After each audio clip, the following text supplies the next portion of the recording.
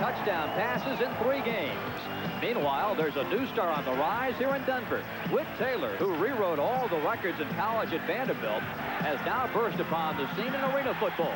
He backed up Bobby Hebert in the USFL with the Michigan Panthers and showed us his strong throwing arm here on this touchdown pass.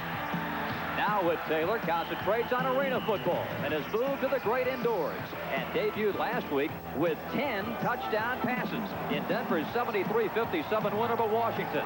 So head coach Tim Markham had to make some changes in his coaching staff. Well, I was the defensive coordinator, of last week. I fired myself on Monday, 57 points. Coach Tom Rossley and Vincent White really handled the offense, and I handled the defense. You can tell the difference catching.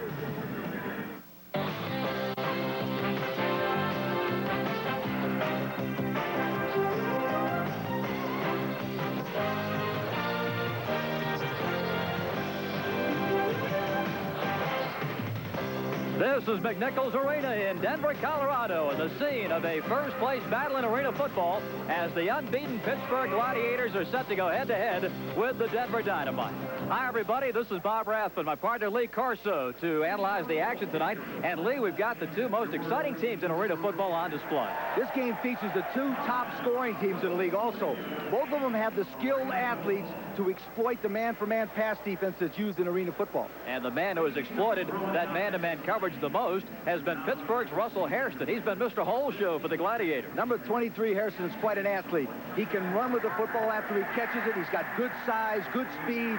He's the leading receiver, but also the leading scorer in the entire league. Well, that's the Pittsburgh story. The new story is being written here in Denver as quarterback Whit Taylor came onto the scene and threw 10 touchdown passes in last week's game. We'll preview Whit Taylor and more in our pregame show from Denver after this.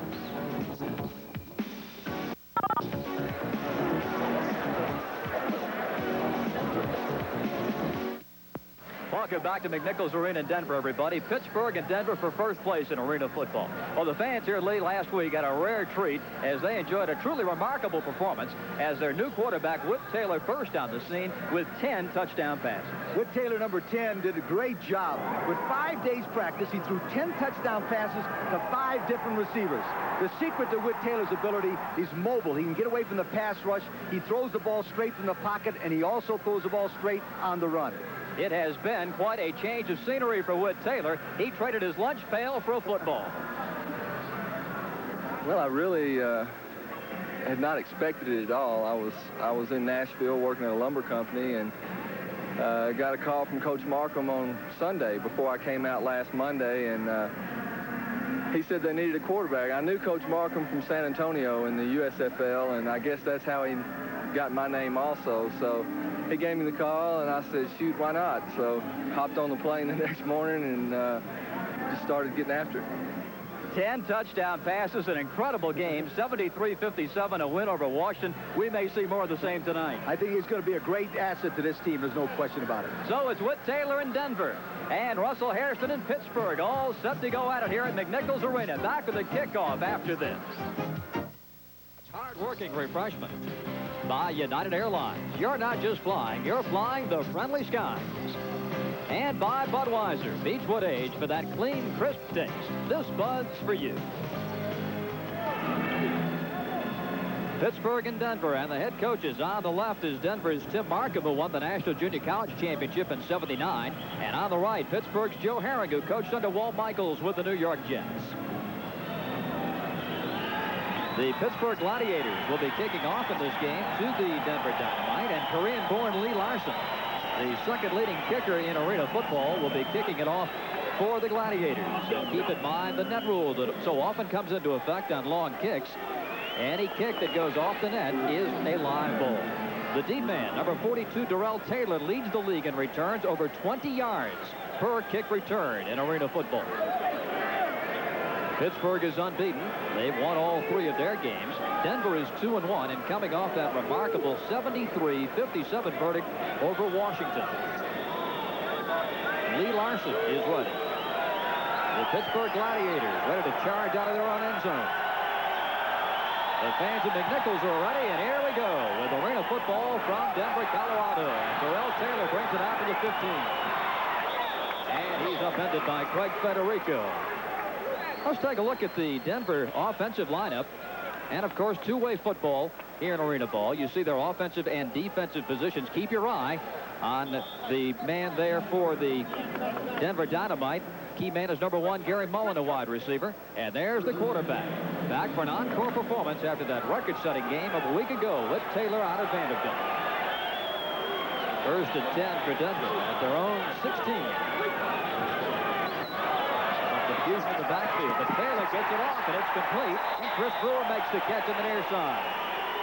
Let's take a look at the number 1 defensive unit in arena football, the Pittsburgh Gladiators. The main reason they are 3-0, 16 sacks in 3 victories for Pittsburgh. And the defensive specialist for the Gladiators is the linebacker, Rock Richmond, who hits like a rock. He's number 1 for Pittsburgh in tackles, pass deflections, and interceptions. Wood Taylor completes his first pass and moves the football down to the Pittsburgh 20. And in motion for Denver is Steve Trimble. Complete inside the 10. Steve Trimble making the grab. It's another first down for Denver, and Wood Taylor picking right up where he left off. And he hit the same pattern both sides. What they did is they sent a man deep, and they put one right behind him. It's the old clear theory and right underneath. A basic theory used in football. That's the reason why that gentleman was wide open. Taylor is hot, and when you're hot, you stay after it. Just underway in the first quarter from Denver. It's first and goal for the Dynamite at the Pittsburgh 8-yard line. Taylor looking to run. Moves it to the 5. Mike Stoops came up to make the hit for Pittsburgh. That was a nice little option play. Now, that's what Taylor does very well. He put a man in motion and made everybody think he was going to the left, and he ran the option play to the right. Nice little strategy by the coaching staff right away. Here's a part of the field, Lee, where the defense may have an advantage in arena football. Yes, because they don't have to defend the depth, and they can play the receivers a lot closer. That's why you don't see the long touchdown pass on this one. It is second down and goal. Movement in the line. Penalty flag goes down. Taylor to the end zone. Touchdown. But keep in mind the flags are down. Gary Mullen made the catch. But the question of a penalty to be decided.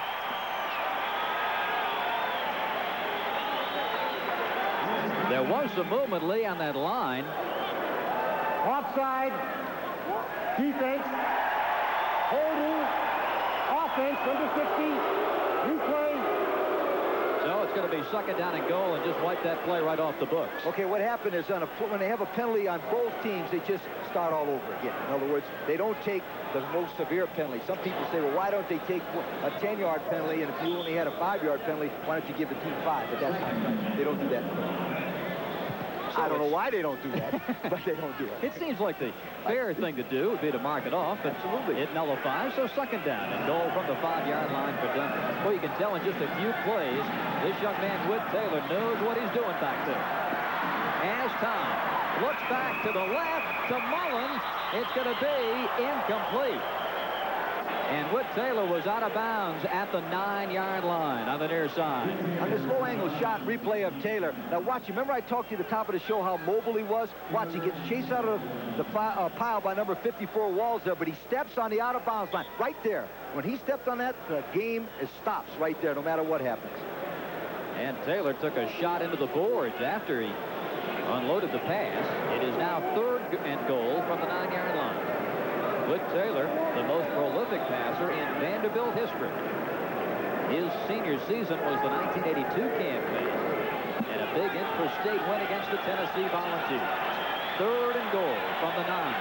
No score here in the first quarter, 11:30 remaining. It's complete and out of bounds to Rich Prather at the 5-yard line. Well, you know, that's an interesting play call right there. He threw a pass that was supposed to be in for a touchdown, but no matter if he'd have caught that ball and ran, he'd have made only 5 yards. Now watch. He puts the fullback, number 34, Prather, in the middle. They try to pick him off, but Prather, the field is not wide enough in arena football for him to go up. If that would have been done at Vanderbilt, they'd have had a touchdown. But he's not playing at Vanderbilt. Or at Frostburg State, where Prather was. Coming into the game is a new kicker for Denver, Marco Morales. He was signed this week. He's a left-footed kicker, and he'll kick it out of the Wood Taylor hole from the 12-yard line. So this is a 20-yard field goal attempt, and he's got a penalty flag goes down. So they'll decide about the yellow flag here. Bill Parkinson checking in with his people.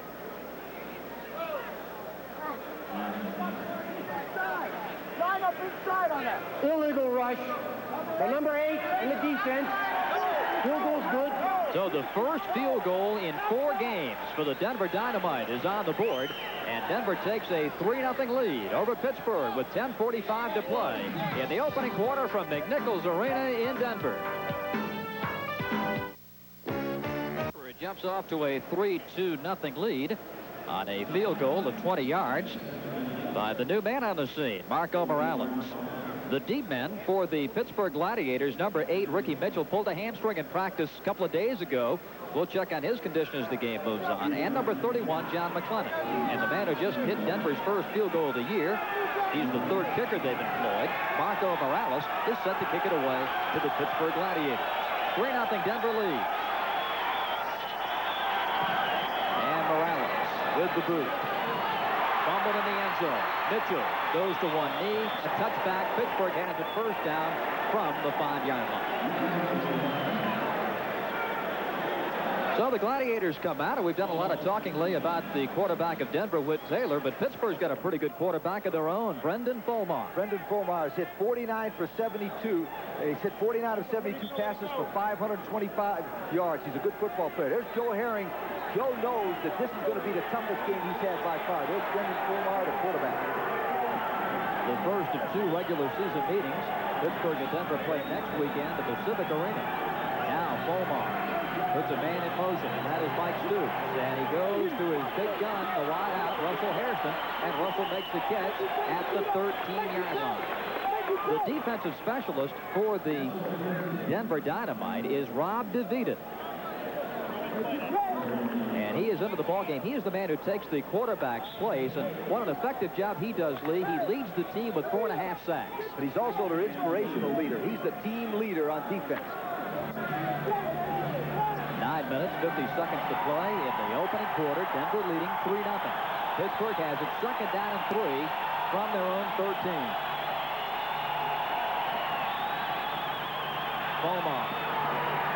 Intercepted by Denver, and Steve Trimble at the 20 and out of bounds and into the board. Steve Trimble intercepts the pass for the Denver Dynamite, and the home team has it inside the Pittsburgh 20-yard line. And a penalty flag went down as Steve Trimble picks off his 2nd pass of the campaign. The penalty, Lee, seemed to come after the interception.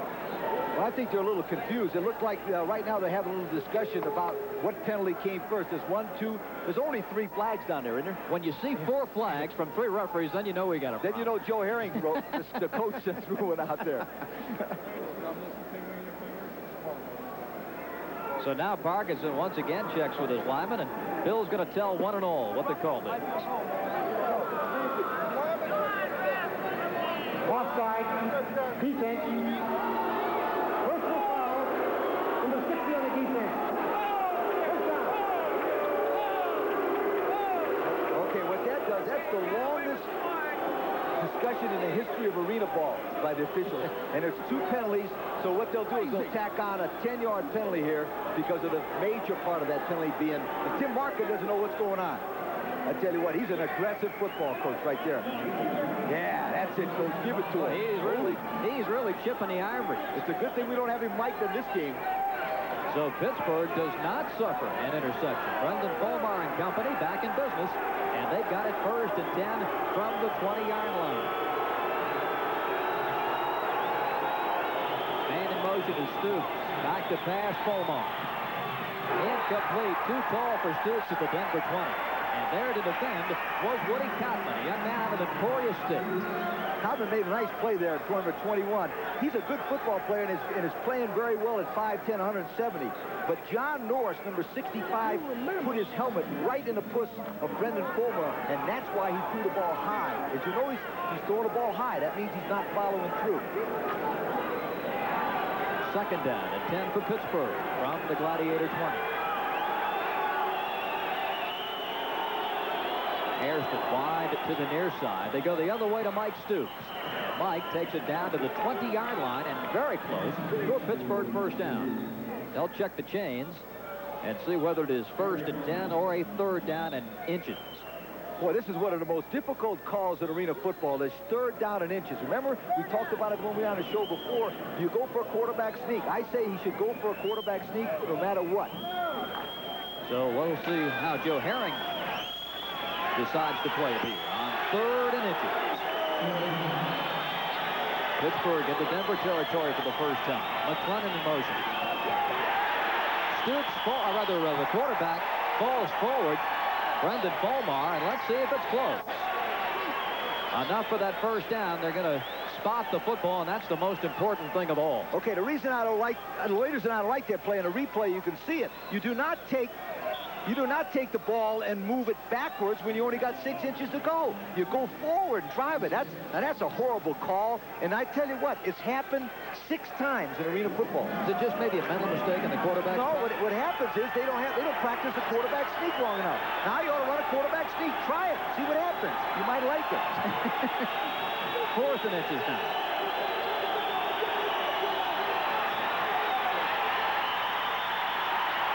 At the 20, the Denver Dynamite defensive players think he made a first down. It's over the 20, and they're going to bring the chains out just to make sure. Rob DeVita leading the defensive charge for Denver. And again, it was Brendan Fulmar to try to sneak it for that first down. You know, you talk about is it fun in this league. You see the expression on Herring and Markham's face, those 2 coaches? Now, there's the first down because of the quarterback sneak. By the length of the ball, so Pittsburgh keeps the drive alive. Tim Markham, the Denver head coach, continues a running conversation with the linesman on the Denver sideline.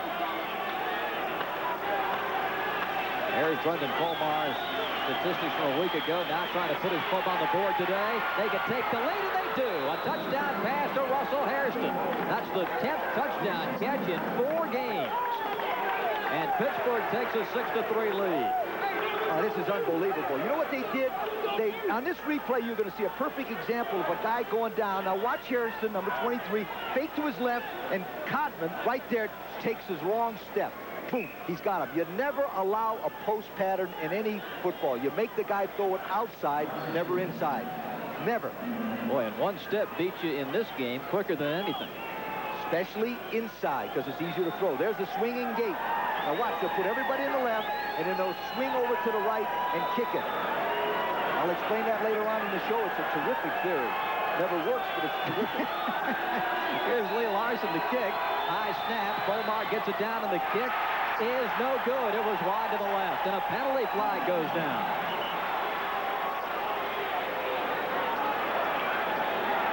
Lee Larson, the Pittsburgh kicker. Running into the kicker, 65 on the defense. So interference called against John Norris. Bob, you know what that penalty is? That's when any time a defensive man runs into a kicker. The reason why that's a penalty, that's a dangerous position. Big John Norris right there, 6'4" or 6'3", 260 pounds, took a good shot at him. The reason why that's a dangerous play is because the kicker is unprotected, and he's in an awkward position that could really hurt. So Larson, who is 8 for 17 in kicking points after touchdown, gets a reprieve, and he'll try it again. They'll spot the ball to 10, so 18 yards to the upright and crossbar. Nearly blocked by Cotman, and another penalty flag goes down as once again they ran into the kicker.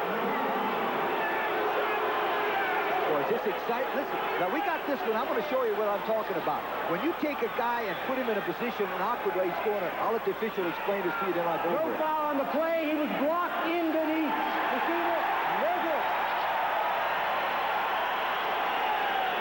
Okay, now watch. As you see this play, it's not a penalty when the offensive player knocks him into the kicker. But you notice the kicker is in that awkward position. That's why it's dangerous. But he was knocked into him, and therefore it's not a penalty. So Tim Markham's Denver Dynamite now trailing the Pittsburgh Gladiators. First quarter action from McNichols, 6:47 to play, and the Gladiators have a 6-3 advantage.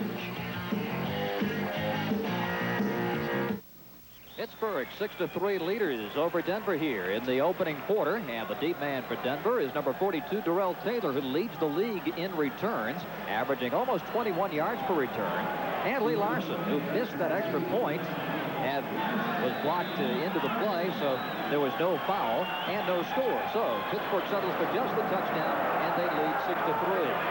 Here's a kick that appeared to hit the up in the rafters and drop straight down. And the return by Darrell Taylor gets it out to the 9-yard line. You see the officials pointing up. It seemed to have hit a speaker or some part of the scaffolding. Bill Parkinson. Re-kick. The ball hit the superstructure. Re-kick. Put 4 seconds back on the clock. 4 seconds back on the clock. You know what? If Bill Parkinson keeps it up, he's going to have more time on television than Jackie Gleason had. He's been on. He's the most valuable player in arena football already. He's going to have to somebody work on his hand. The way he keeps fiddling with that microphone, he's going to get a workout. So another kick for Lee Larson here. Pittsburgh leading it by a score of 6-3. Larson again to kick to Darrell Taylor. Ball. The Gladiators come in unbeaten. And we'd like to congratulate Ray Yock and the Chicago Bruisers on their victory last night. They knocked off the Washington Commandos 37-36. Also congratulate Mouse Davis. He gave Chicago a few more players that has helped that coach Yock. Coach Yock's a competitive coach, and he's got that team turned around. This whole league is a unit now and a family and getting better. So the rhythmic applause at McNichols as Larson gets set to kick it off to Taylor.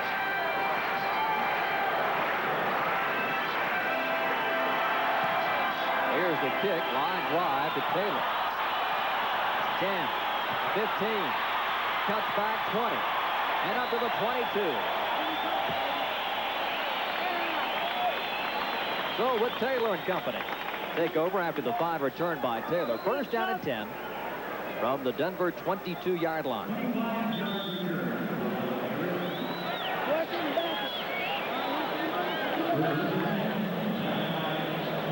With Taylor calling the play, and we'll see which way he goes. He's going to take Gary Mullen, number 1, and send him out wide to the right side. A talented receiver. Darrell Taylor, the wing, now coming in motion. Taylor under pressure, but gets rid of it. They had been hit as he was throwing the ball, and it's incomplete. Well, the key to good pass defense, as you said so often, Lee, is a great pass rush. That time, number 54, Greg Wallace from Indiana, 6'2", 215 pounds, put the pressure on him. The best pass defense in the history of football is knocking the quarterback flat on his back. It's hard to spiral a football flat on your back. And this Pittsburgh team has done a great job at pressuring quarterbacks. It's 2nd down and 10 for Denver. Trimble now going in motion. Incomplete. Number 26, Chris Brewer, unable to hang on at the 18-yard line. So it's going to be 3rd down and 10. And there's Scott Dimitrenko, the nose guard. Played at the State University of New York at Albany. 6'2", 227. Denver on 3rd down has made 32% of the time. They've hit 10 out of 31, which is not really that bad in this league. So Denver, who has now with Taylor quarterback and with an all-SEC selection his last 2 years at Vanderbilt, now has a 3rd down situation in front of him. Taylor going deep.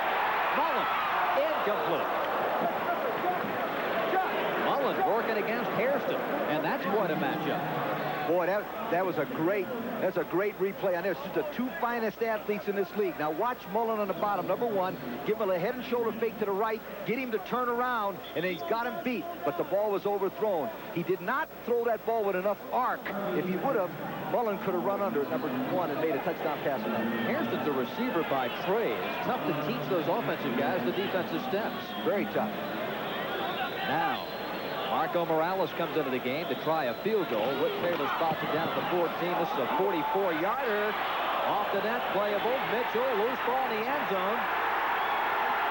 And it's going to be a touchback. Pittsburgh covers, and they'll have it first and goal from the 5-yard line. Well, you always have to hold your breath on those balls off the net. Because that's the difference between arena football and everything. There's a new kicker. He did a good job on that one. Just a little bit to the right. Marco Morales from San Diego State. I missed it by that much. We'll be back to McNichols Arena in Denver in just a moment. Well, after all the pregame hullabaloo about Whit Taylor, Pittsburgh's thrown a blanket over him so far. Both teams are playing good defense. You know, when you get to the big ball games, Super Bowl, Arena Bowl, the best team playing the best defense usually wins. Doesn't make any difference what league it is. 4:14 to play in the opening quarter. And it is Pittsburgh leading Denver by a 6-3 score. The Gladiators have it first down and 10 from their own 5-yard line. Brendan Fulmar 3 for 4 for 37 yards. And upstairs, and he's got Hairston in a crossing pattern. He breaks it down the sideline. Russell Hairston is going to go all the way for the touchdown.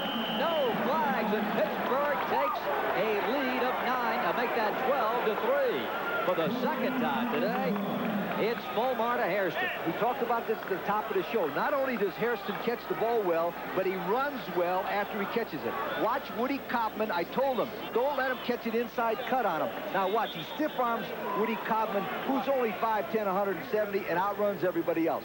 The great receivers make good runs and turn into running backs after they catch the ball. That's what makes Hairston such a superstar of arena football. Lee Larson. Now they're going to go for 2. They're going to leave Larson on the bench. This the point after touchdown. Fulmar throwing, zips it into the end zone, and that is going to be a completion to number 31, John McClellan, for the 2-point conversion. So Pittsburgh puts 2 more points on the board. And now the Gladiators have taken a 14-3 lead as Russell Hairston leads the way for the Gladiators. The quarterback wide receiver connection for Pittsburgh, Brendan Fulmar to Russell Hairston, has clicked twice in the first 11 minutes of this first quarter. 2 touchdown passes, and Pittsburgh leads it 14-3. Darrell Taylor is set to return it for the Denver Dynamite. And here's the Lee Larson kick. It is going to be off the net. Taylor watches it roll out of the end zone for a touchback. Pittsburgh elected to go for a 2-point conversion, Lee, and they went upstairs, and Fulmar did a good job threading the needle. Keep your eye on number 31 on the top right-hand corner of your picture. He sneaks over right there, just gets across the goal line. McClellan, perfect pass by Fulmar. Now, here's an interesting point when they get back on defense. 2 touchdowns. Hairston's beat Kopman twice. Remember at lunch, I said, change the guy. Change another deep, put another guy on him. Try it anyhow, right? And there's Taylor. He's got to bring his team from behind. He missed his last 3 passes. It's 14-3 Pittsburgh here in the first quarter, and Taylor going to work. He throws deep. Trimble's got it. One-hand grab. He breaks the tackle, and he's gone.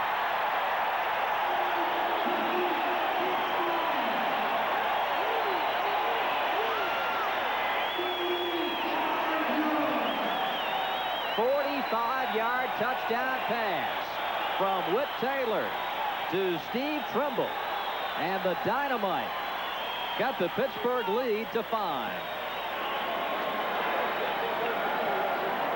Tim Markham's Dynamite scoring with lightning-like swiftness. Indeed, living up to their nickname of TNT. Taylor to Trimble, and they score it. Now coming in, Marco Morales to kick the point after. There's some movement on the line. Penalty flags go. Kick is blocked. We'll see what the penalty's all about here.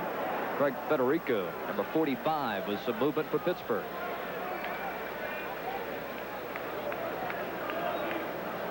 Defensive encroachment. Half the distance.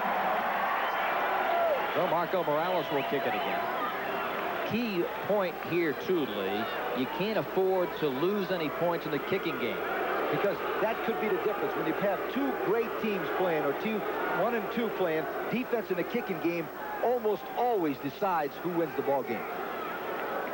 Marco Morales has kicked a field goal and now tries to tack on the point after. 3:31 to go in the first quarter, and the kick is blocked. No good, and the score remains the same. We got a chance to watch Steve Trimble on this number 40 from Maryland. As he comes down, he's going to beat number 29, Richmond, their best defensive back. It's a low-angle shot. Watch his eye concentration with his hand right here. Watch the hand and eye concentration. Beautiful. I tell you what, if a young kid could see that play there over and over again, that's the essence of receiving. Keeping your eye on the football if you put one or two hands on there. Great play by Steve Trimble, number 40. On the extra point, Marco Morales tried it, but it was blocked by Pittsburgh. Good line shot. Yeah, keep your eye on 54. Walls got in there, left-handed, and batted the ball away. That could be important. Have to keep track of these field goal points. We'll relay them to you. Opportunities for kicking points, and then here it hits the crossbar and comes out. It's covered by Denver. Let's see if it goes out of bounds. Nope, Pittsburgh ball. It went out of bounds, so Denver could not cover it in time. We've seen balls off the net, Lee, but that's the first time I can recall seeing one hit the crossbar. Now, the percentages of doing that is very slim and none. But the crowd, you see that? That's one of the things it said. Here's a replay on it. Now, watch. The percentages of hitting this thing is slim and none. But when it hits it, watch. Boom. It really comes ricocheting off. And it just gets out of bounds, or that Denver team would have had the ball on about the 6-yard line. Instead, it's Pittsburgh's ball. They've got a 1st and 10 from their own 5-yard line. Brendan Fulmar going back to work. Over the middle. Too long. Mullen tried to chase it down. They tried to hit number 28, Jim Raftery. And it's an incomplete pass, making it 2nd down and 10. That's a perfect example. That's the same exact play they ran with Hairston, who scored 2 touchdowns. But Raftery does not run it like Hairston. Jimmy played at Colgate. And there's the head coach of the Denver Dynamite, Tim Markham. And let's listen in. If Timmy has anything to say. Come on now. Get some pressure. 2nd and 10. Incomplete. It hit the shoulder pads of number 31, John McLennan. Then the hit was applied by Clyde Skipper, number 80, and nearly an interception opportunity. Absolutely. And you heard the coach, Tim Markham, put pressure, put pressure. The secret to this game is how much you can pressure that other quarterback and make him throw the ball quicker than he wants to throw. So 3rd and 10. Clyde Skipper played at Oregon Tech. He's 24 years old and in that secondary for the Dynamite. Russell Hairston at the top of your screen. He's caught 3 passes, 2 of them for touchdowns here in the 1st quarter. Fulmar, he's sacked for a safety by Rob DeVita.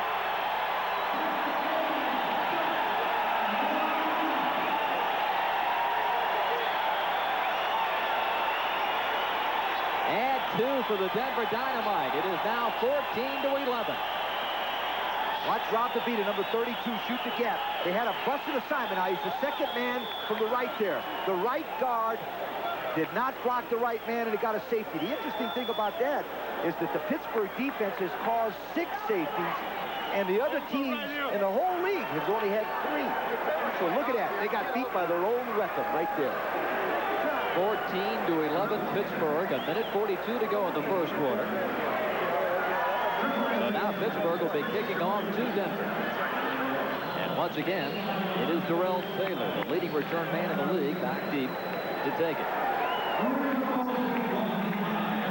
Pittsburgh 14, Denver 11, and Lee Larson will be kicking it off for the Gladiators. Boy, this has been an action-packed 1st quarter. Gladiators 14, Dynamite 11. And here's the Larson kick. This one's going to be off the net. Taylor downs it for the touchback. Well, Denver comes out 1st and 10 from their own 5-yard line. 1:34 remaining in the opening quarter. Now, coming up on ESPN Live Saturday, August the 1st at 9 p.m. Eastern Time will be the championship game, the Arena Bowl, right here on ESPN. The 1st place team against the 2nd place team. And there's some competition among the fans to see who gets to host that game. Yes, the team that has the highest average attendance will have that ball game. Taylor, complete. Darrell Taylor out to the 27. This was the combination lead that clicked last week as Taylor caught 11 passes from Whit Taylor. Taylor's an outstanding receiver. He's 5'10", 185 pounds. He played in Lincoln, and he's beaten Rafferty, number 1-on-1, number 28 that time. Taylor to Taylor is looking dynamite. 4 touchdown passes for Durrell in that wild game against Washington last week.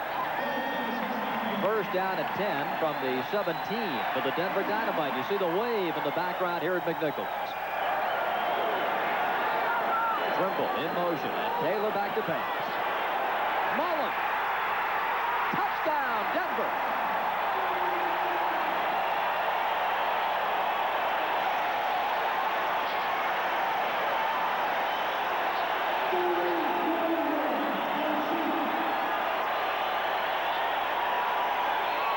The Denver Dynamite taking a lead of 17-14 as Gary Mullen hauls in the long touchdown pass. He played collegiately for Don Nehlen in West Virginia. And I know, Lee, you like that young man's physical attributes. Speed to burn. 5'11", 170. Great athlete, has great mobility, and can run. There's no excuse for letting that guy beat you to the inside. I'll show it to you later. Denver going for 2 on the point after. Taylor tries to run the option, ducks away from a couple of men. Slips and falls, and the attempt for 2 fails. Jim Rafferty making the tackle on Taylor on the conversion. Denver's taking the lead on this play. All right, you'll watch number Mullen right there. He comes down and beats Best with a fake there and goes deep. You cannot allow the man to go to your inside. Now watch. Best will backpedal. Mullen will give him a head and shoulder fake to the right and then break to the left. You cannot allow the man to run to the inside. There's no help there. You got to force him to the outside into the United Airlines or ESPN sign. Well, go down to the ESPN sign and do a hook, and I'll hit you with a pass. Denver taking the lead at 17-14 with Taylor's second touchdown pass of the game. 30 seconds remaining in the first quarter. Now Denver kicks it off to Pittsburgh. Windshield wiper football. It's back and forth and back and forth. And 30 seconds to go in the quarter, and Pittsburgh now tries to return it. And the deep end, Ricky Mitchell and John McClellan. And McClellan's going to watch this one sail past the net and out of bounds, and that's a touchback. So 25 seconds to go in the quarter. 17-14, the Dynamite on top, and Brendan Fulmar back to action. We mentioned earlier about the Chicago win last night, their first of the year for the Bruisers. Washington also 1-3. You see Pittsburgh at the top of the heap at 3-0, and the Denver Dynamite right behind at 2-1. So if Denver can win, we've got a first place tie.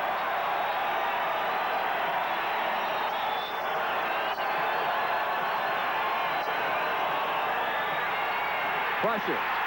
Fulmar throws. Incomplete, and nearly a tremendous grab by Mike Stoops at the 10-yard line. Good pressure by Keith Smith. There's Stoops, and he still nearly made that grab.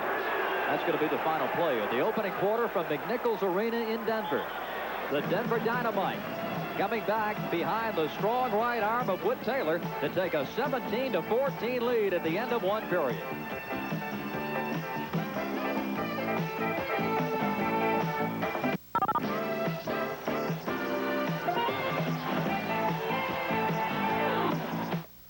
The second quarter in Denver, and the Dynamite with a 17-14 lead over Pittsburgh.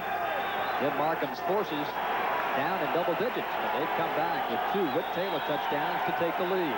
Now Pittsburgh tries it. Fulmar floats it. It's complete to Hairston. He drops the ball, and it belongs to whom? Pittsburgh out of bounds inside the 5. Boy, it looked, Lee, like Hairston had touchdown all the way, but dropped the football. Okay, that time they try to cover him a little tighter. Now watch, you get him up what they call bump and run, is what the Los Angeles Rams made famous. Right there, he gets him up close. He's got bump and run coverage. Watch the concentration on 23 Hairston. He makes a good play. He's starting to run the ball. His beat Trimble. He drops it. Now remember, the rule is that you must have control of the ball. He kicked it out of bounds. He didn't have control, and that's why it's the white ball going to your right. Pittsburgh is none the worse for wear. They've got it first and goal inside the 5. Volmar under pressure, nearly intercepted. Federico picks the pass up, goes into the end zone for the touchdown. Rich Prather thought he had an interception, but no, it was Federico, the fullback, making the grab, and Joe Herring's team comes back to take the lead. 20-17, Gladiators with the extra point coming up. Prather could not believe that that ball went through his hands. Lee Larson coming in to kick the point after touchdown for Pittsburgh. Well, we're on the seesaw. Now Pittsburgh's got the lead, but 14:07 to go in the first half.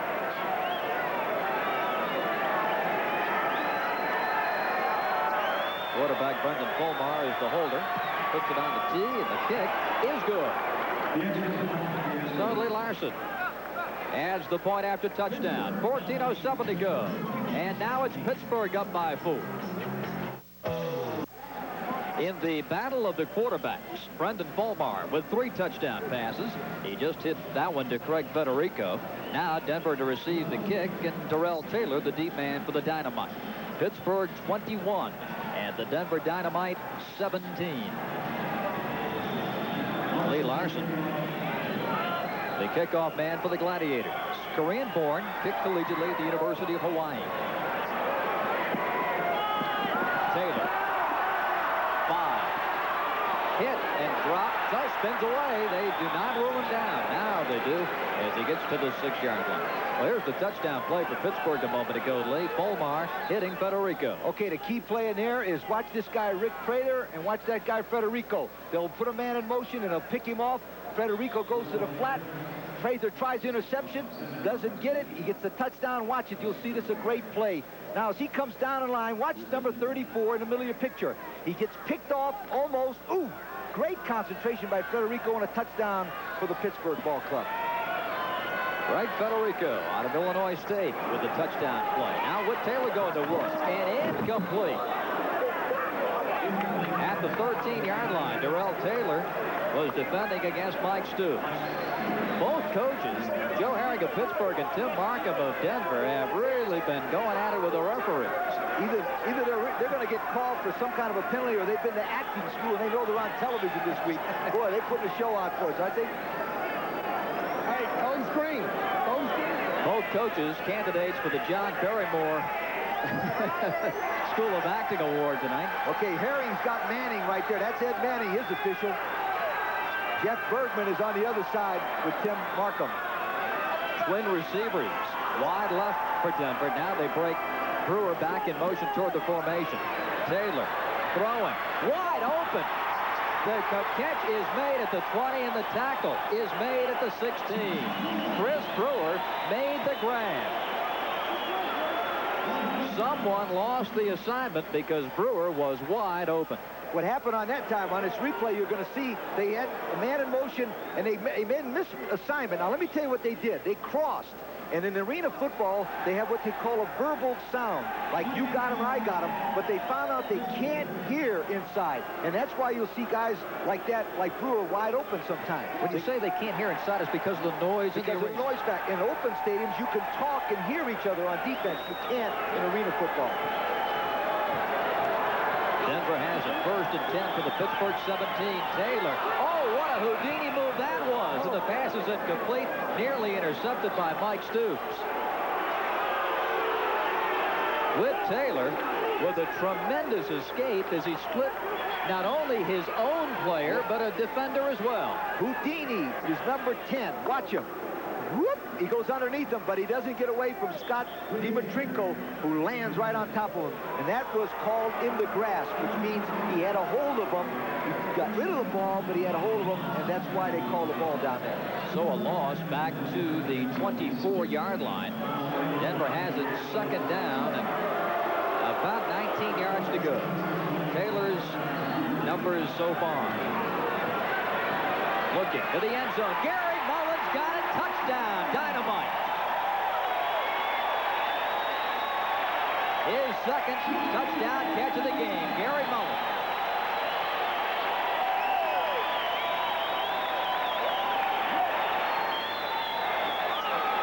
24 yards. And for Whit Taylor, the Denver fans applauding his efforts. 13 touchdown passes in exactly 6 quarters. What a nice-looking athlete that Gary Mullen is, isn't he? West Virginia, he averages over 20 yards per reception. He's a touchdown threat. Former San Diego State kicker Marco Morales is in to kick it for Denver. Bad snap. Taylor now trying to make something happen. He's looking. He throws to his kicker, Morales, and Morales was looking for somebody to hand it off to. He got down to the 10. He wanted to hand it.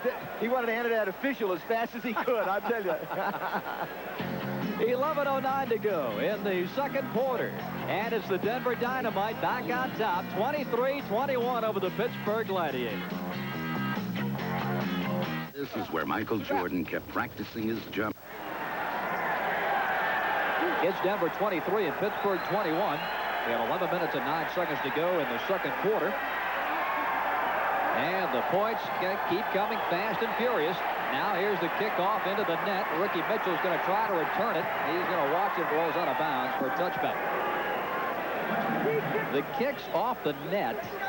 And the receivers still haven't got a handle on this. No, because remember they were practicing, and now they're starting to get used to it. They have one man goes underneath it, and one man goes farther behind. But like Ricky Mitchell there, it's not his fault. Believe me, we've tried it, you and I, and it's very difficult to see that ball come off there. 10 minutes and 58 seconds to play in the first half. Dynamite 23, Gladiators 21, and Brendan Fulmar, the quarterback for the Gladiators. He's matched with Taylor, each quarterback with 3 touchdown passes. First and 10 from the 5. McClellan in motion. Incomplete to Stoops at the 10, Steve Trimble. Defending, number 40. There's Mike Stoops, who made a name for himself in the Big Ten at the University of Iowa. He's all Big Ten, and he's a good football player. But let me tell you something. You want to know why all those touchdown passes are going for the post route, and you don't see it in the National Football League? Because they have a free safety in the National Football League, and everybody forces him into that guy, and he picks him off. There's no free safety in arena ball. So that means Russell Hairston has one-on-one coverage. They're going to go the other way, though, and it's incomplete. McClellan, the intended receiver, and coming up to defend was number 80, Clyde Skipper. We see the defensive matchup, Lee, on the near side. You take a look at Skipper. Number 1 for Denver, Gary Mullen, and the wide receiver for Pittsburgh, Russell Hairston. It's just a matter of time before they throw Hairston's way. Absolutely. What you try to do in football or in any sport is to put your strength against the other guy's weakness more times. And if you do that, you usually win the ball game. Now, that's strength 23 against strength number 1 on the bottom of your picture. And I'll bet you buck they throw to Hairston right now. 3rd and 10. Fulmar looking to Hairston. It's complete and out of bounds. It's a first down for the Gladiators at the Pittsburgh 19.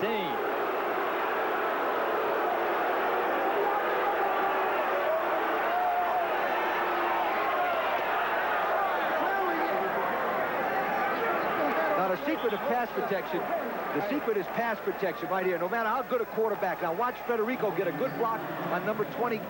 Kelly Kirschbaum right there. Fulmer drops it and throws it off his front foot. Well-coached quarterback right there, throwing off the front foot. First down and 10 for the Pittsburgh Gladiators. They trail 23-21. We have 8:45 to go in the second quarter. Deep, intended for Hairston, and too long. That time Clyde Skipper was the defensive man for the Dynamite. That'll make it second down and 10 for Fulmer and company. Brendan played collegiately at California, University of California in Pennsylvania. Played for the Vulcans. Starting quarterback at 85 and last fall, 1986. One of the top Division II passers in the NCAA last year. Number 2 in arena football in passing. 68% completion percentage coming into this game.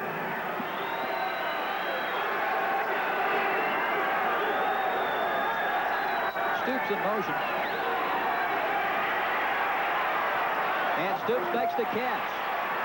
Trimble takes him into the boards. He's out of bounds at the 11. It's a 1st and 10 for Pittsburgh. Okay, now watch this. You'll watch this man in here. These are the key guys to watch right in there. As they come across, you put the man in motion. you'll see the man come in motion. Now watch number 30. As number 30 comes down, he gets isolated one-on-one, and they cross. And when they cross, they pick the men off. That's a terrific-looking camera work, man. Now, that's what they call crossing of patterns, and that's just like basketball picking off men. That's like the NBA. The best of a lot of sports comes into arena football. And Pittsburgh now trying to put it in the end zone. The football gets to the end zone, but it went through the hands of Hairston first, an incomplete pass. 23-21, Denver leading, 6:55 to go in this second quarter. Again, this is the most difficult place right here to throw touchdown passes because they don't have enough depth. You know those long passes? So the defensive players can get up there. Joe Herring is concerned. This is a tough football team he's playing. He's playing away from home, and there is a definite home court advantage or home AstroTurf advantage in arena football. All right, a big crowd filing into McNichols Arena. Still coming in. Well over 10,000 on hand tonight. 2nd and 10 for the Gladiators. To the end zone at Hairston. He got a foot down. Touchdown. Tremendous grab by Russell Hairston. His 3rd touchdown catch of the game. 27-23 Gladiators. What a sensational catch this is. This is strength against strength. Now watch, he just throws it up in the air, and there goes Hairston. Watch it go high and catch the ball with great concentration and bring 1 foot in. Remember, the rule is all you need to do is put 1 foot. And there, Gary Mullen is wishful thinking. That's a great play by Hairston. And the fact, the size mismatch. Hairston much taller than Mullen and able to climb the ladder and haul in the pass. 6'3" compared to 5'11". 27-23 Pittsburgh, 6:13 to go in the second quarter. And Lee Larson to boot the extra point.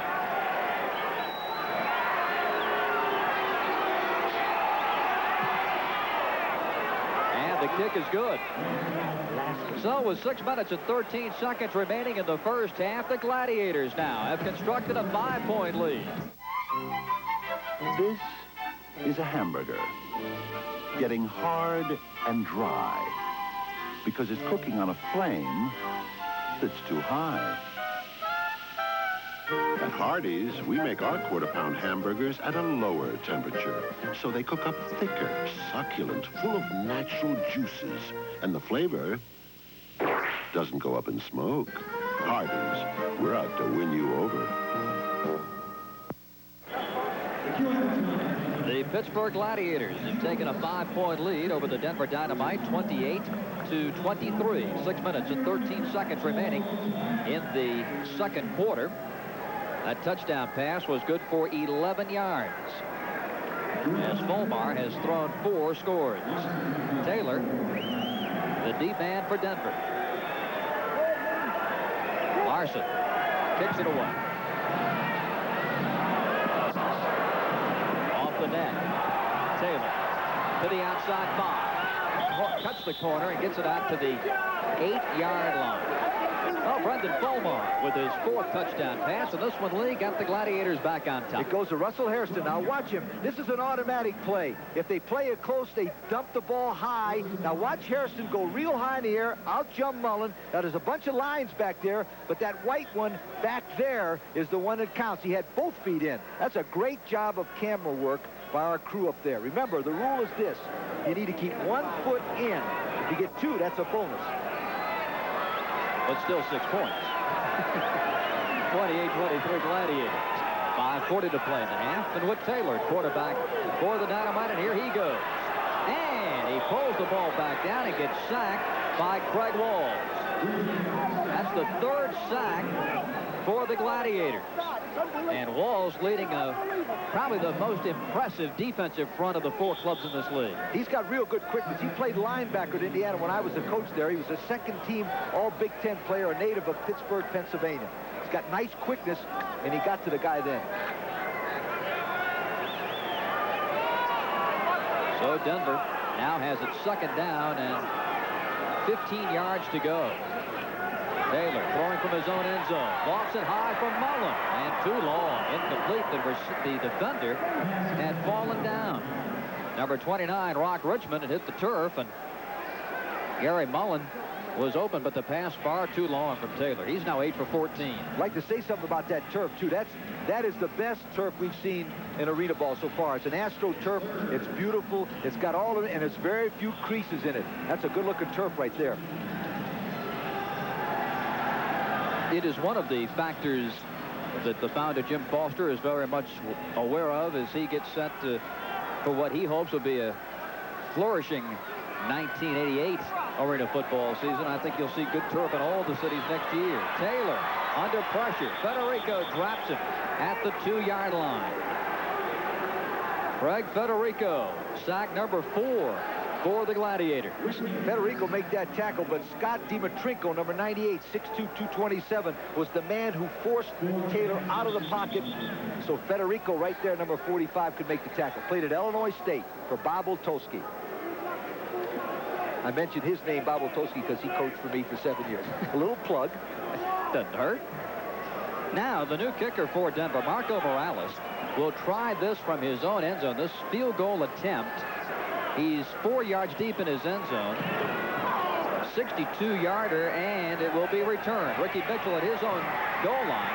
Sidesteps one man, now breaks it. And hard into the boards at the 17. Mitchell took a shot. Number 26, Chris Brewer, the Denver Dynamite, was there, and he really shillelagh'd him right into the boards.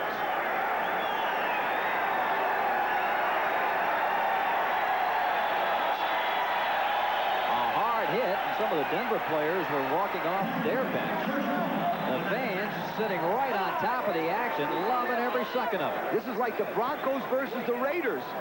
What a rivalry. Watch him get cracked right there. Boom! Right into the stands. And 98, Dimitrenko said hello to one of the guys right there and knocked him down, too. This is a spirited game. It has been indeed. 3:25 to go in the first half. Gladiators lead it 28-23, and Brendan Fulmar 9 for 17, 172 yards, 4 touchdowns, and he hits Russell Hairston, and the pass is incomplete. Hairston did not gain the reception there. He did not have possession, so it's an incomplete pass at the 22. Now, you notice who they got on Hairston now? They got Clyde Skipper, 6 foot 187. He has played much more in this game than we've seen him in the previous He was a defensive back, intercepted 10 passes at Oregon Tech when he played there. The reason why they put him on there, he can't do any worse than Woody Cotner did. Cotner had 2 touchdowns against him, and so far he's kept them to 1. It's second down at 10 for the Gladiators. Pittsburgh leading at 28-23, 2:35 the clock rolling until the 1-minute warning. Stoops in motion. Long pass, and too long, and incomplete for Stoops. Down at the Denver 15. Hairston also in the vicinity. Clyde Skipper's doing something very interesting, number 80, as he's playing Hairston now on his inside and forcing him to run outside cuts. Remember I told you about that? Therefore, the ball has to be pinpointed and be perfect to be a completion. But I'll tell you what, Chuck Harris, number 60, really put the pressure on Fulmar that time and made him pull the ball high. It's third down at 10 for Fulmar and company. Pittsburgh operating from its own 18. Stoops in motion. Here's Fulmar throwing, and it's complete. Was he inbounds? Yes. Stoops has it. Or is it Hairston? Complete to Russell Hairston, out of bounds, inside the 17. Okay, on this replay, you're going to watch a good matchup. Now, that new matchup, number 80 against number 23, Hairston. Now, watch him. See him playing him to the inside. That'll take away the post route, but makes him throw the outside cut. This had to be a perfect shot, and there goes the cameraman, Gordy Sager, earning his pay. Oh. What a shot. Nice play, Gordy. You got to get combat pay on the sidelines in arena football. Gordy gets a gold star. Now Bill Parkinson, the referee, comes in, and we've got the 1-minute warning.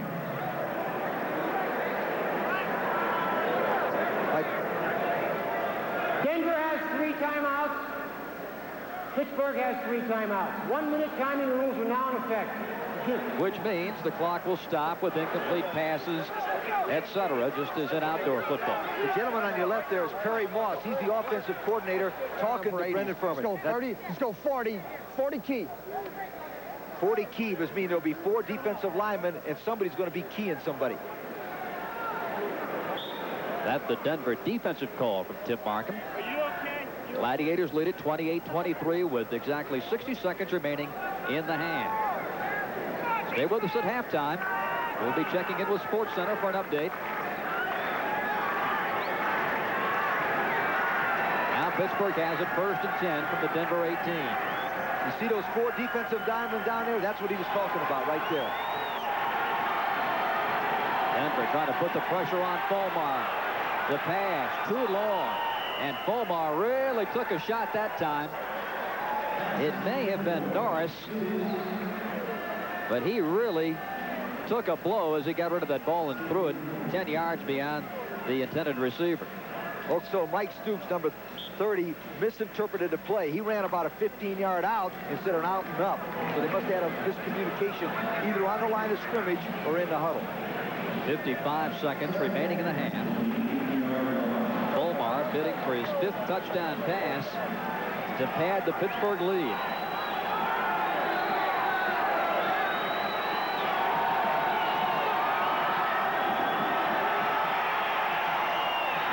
Hairston, as he hang on, the officials say, yes, it's a touchdown. Russell Hairston has just caught his 4th touchdown pass of the first half. And Pittsburgh leads 34-23. This young man is amazing. He's amazing because the rules make him amazing. If they had one guy back there that could help him, it would be not as physically impossible to stop the guy. But they beat him every time, Bob, because they allow him to the inside. That time, Mullen had him number 1 and led him to the inside, and he's too good. Now, there's Joe Herring. It's a good ball game.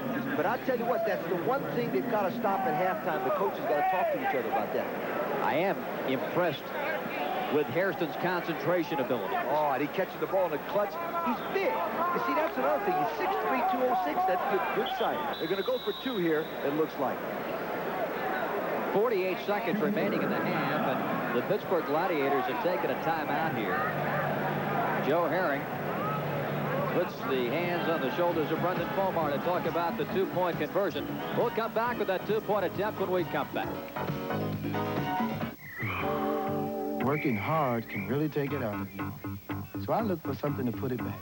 USA Wet is a sports drink that tastes great.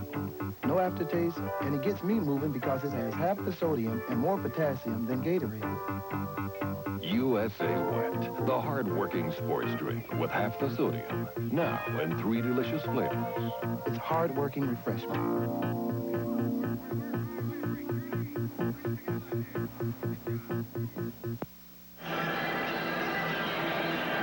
Bob Rathman and Lee Corso back in Denver, 34-23, Pittsburgh leading. Now here's the touchdown play. Now watch Hairston. Now this is Fulmar, number 7. He'll go back to throw, but Hairston is at the top of your picture. He gets good protection by 45 Federico there. He throws the ball to the inside. Now watch him lay himself out and catch the football with a great effort. Russell Hairston beats Gary Mullen for a touchdown. Now they're going for 2. They've made 1 out of 3 before this game, and they've already made the last one to number 31, McClellan.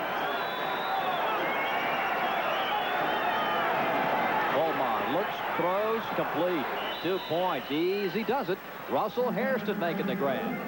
So tack 2 more on for the Gladiators, and now their lead is 13 with 48 seconds to go in the first half. Pittsburgh 36 and Denver 23. Coming up at halftime, we'll be talking with the 2 head coaches, and we'll also be checking in for a Sports Center update. And Lee Corso and I will be back with halftime statistics. We'll take a look at some of the key scoring plays in the first half here, as this one has gone back and forth. But Denver now trailing by 13, 36-23. And it is not beyond the realm of possibility. We could have more than 1 score before the end of the half. Yeah, but don't forget one thing. Denver was behind 21-14 last week. Middle. Listen to him. He wants a middle return. We're behind 21-14. They scored 25 points in 1 quarter. So Denver can come back and score. And that coach Markham right there knows exactly how to get them back to play.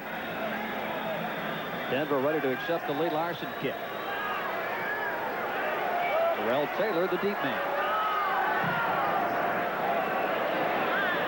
Off the net. Taylor returns. 10. Breaks a tackle, gets to the 15, and is taken down there.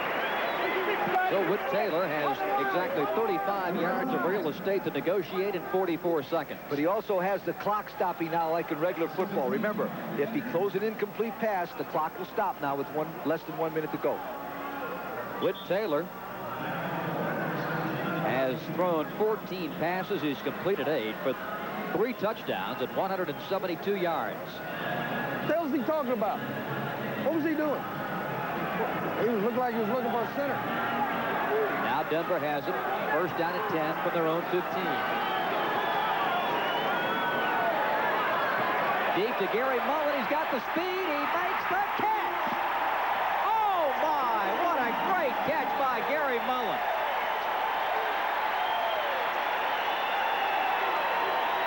His 3rd touchdown catch of this game.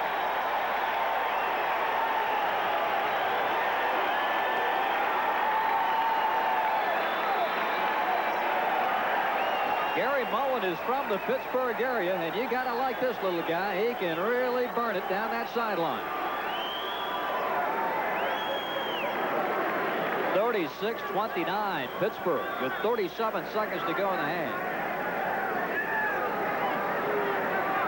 Marco Morales to kick.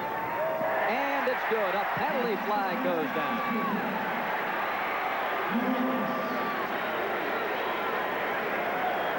Bill Parkinson, the referee. The flag came after the kick.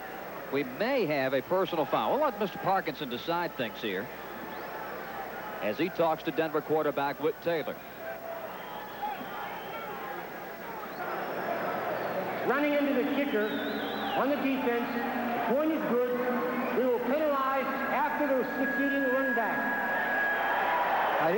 Here's the touchdown. And the great thing about this is arena ball, you play both ways. Watch the man on the bottom right, Gary Mullen, number 1. He runs right by Best, number 95, and catches the ball for a touchdown. He's the same gentleman that got beat a little bit later, the play before he got beat. Now watch his concentration. It's exactly the same way that Hairston caught one. Remember, all great receivers have that ability to concentrate on the ball no matter where they are, and he just out-wrestles number 95 Best for the touchdown. A perfect example of arena ball. Kick off the net. Mitchell in the end zone. Look out, here they come. Mitchell gets it out. He breaks away, spins to the 5. Trimble finally brought him down. So Pittsburgh's got it with 34 seconds to go in the half. 1st and 10 from the 6-yard line. Ricky Mitchell limping just a bit. We mentioned earlier in the broadcast that he pulled a hamstring in practice a couple of days ago, and Joe Herring was quite concerned as to whether Mitchell would be available to return kicks in this game.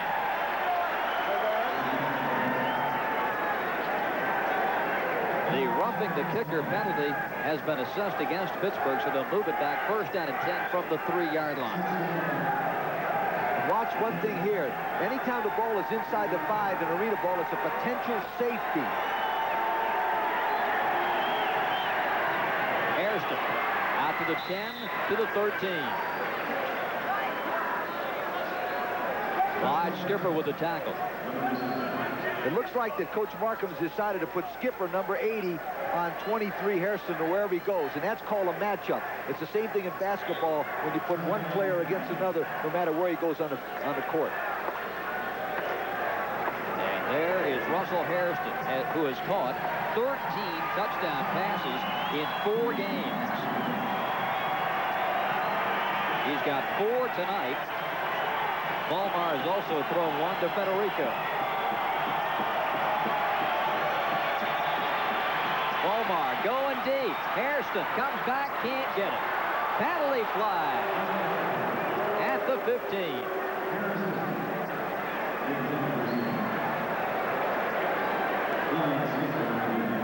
Skipper again defending. Parkinson with the call. On the defense, 8-yard penalty and 1st down. That's not bad, an 8-yard penalty. I think I'd do that every play. You do it 5 times in a row, it's only 40 yards. Now watch, he makes a little stop and go. Uh-oh, number 80, Skipper almost falls for it, and he gets in his face right there. Now that's a pass interference right there, but you know, only an 8-yard penalty, that's not bad. They could do it 3 times and they'll be in the half. 22 seconds remaining. 36-30, Gladiators. Skipper the guilty party, but I am on Clyde's side. Boy, Hairston came back to get that underthrown ball, and Skipper was caught in no man's land. Boy, oh, Tim Markham is right in Jeff Bergman official's ear. Boy, I'm telling you, he has given him, whew, I'll tell you what, you don't get enough money to pay me to be a referee. You don't pay enough money.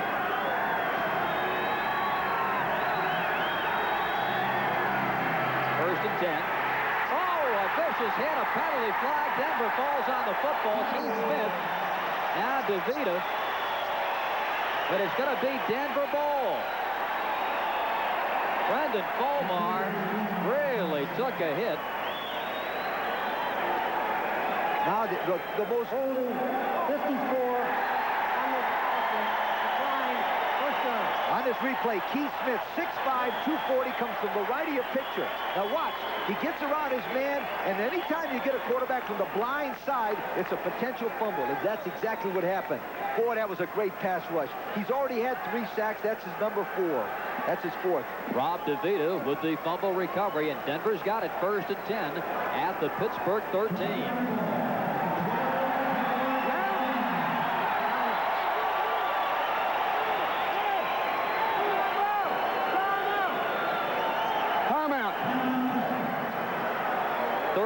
Seconds remain. Denver takes the timeout, and now Whit Taylor comes to the sidelines to talk to Markham. Pump a bingo. What do you think? Let's start out with... He may be holding pretty good. Let's run a go. Just run a go. So he can't. Outside in. Who's the flag? I got a 4-man line now, too. Trimble, I'm thinking we got 95 on this side. Go left formation, 60 bingo. If you don't have it, that's back 60. Okay, now you got Stoops at safety. You got 95 over here, okay? So whoever you got, whatever you want here. Lee, we need a translator. Okay, I'll tell you exactly what they're doing. They're looking for 95 best. And wherever he is, they're going to try to beat him on a bingo call. And a bingo call means you run a quick post. If he comes up tight on you, you throw that little fade pass over the top of him. So it should be on number 95 on the top of your picture right there. Whoever's on him is going for a touchdown right now. 95, Greg Best. Now comes in right on the outside top of your screen. Here's Whit Taylor going to throw. Trimble's got it. And out of bounds at the 6, and that stops the clock with 9 seconds to go. And a little pushing and shoving on the sideline. Both benches empty, but just a pushing and shoving, and Best is in there, and he's... Now some of the Denver players come over, and it still continues, and you sort of just have to let it go and let it push themselves. And actually, nobody ever fights in those things. They just try, you know, they hit and punch each other, so their girlfriend thinks they're tough. I never saw a fight. You know, and one thing you learn. Now, watch this play. Now, remember we talked about bingo going on number 95 Best? That is exactly what they're going to do. They're going to isolate him man on man and try to beat him to the outside on a call. Okay, now watch number 95. That's Best. Number 40, Trimble's got him man for man, rolls to the outside. Did you see the... Trimble was upset that he was slammed into the boards, but that was a clean play. I think it was a clean play. But see, that's what happens. And one thing you notice, all these players are smart. None of them took off their helmets. Yeah, you always look for that guy. Right. If you take off your helmet, you're crazy. They ought to throw you off the team. If there's a fight, keep your helmet on and get close to the biggest guy you got. It is second down and 3 yards to go for Denver. And now Taylor to throw. Too long for Mullen. No interference. Mullen upset that the no call. nice defense by Rock Richmond that time. Richmond had him covered and took him to the inside and forced him to the outside. Good defensive play by Richmond. Now watch, at the top of your left-hand picture, he forces him to run an outside cut, which makes the ball have to be perfect. He stripped him a little bit, but it depends on who you... Now, see, he's got the inside taken away. He's taken him. Mullen bumps off of Richmond. Nice play right there, but the ball has got to be perfectly thrown to the outside. And they show that on the replay, and that's why everybody's booing. Yeah, they have the tell screens here at the McNichols Arena, and they took one look at that play, and now they're letting the officials have it. Look at that guy right there. He's got his Denver Dynamite hat on. 6 seconds remaining in the half. And Denver and Whit Taylor, they've got time for one more play. Let's check this side out. That says it all about arena ball. Okay, now this situation here, one thing that Markham told him, he's told Whit Taylor, make sure you don't get sacked, and make sure you throw the ball in the end zone for a touchdown, or throw the ball away and we'll kick a field goal with about 2 seconds to go. That's exactly what he told him. Now let's see if he does what the coach told him to do. 3rd down from the 6.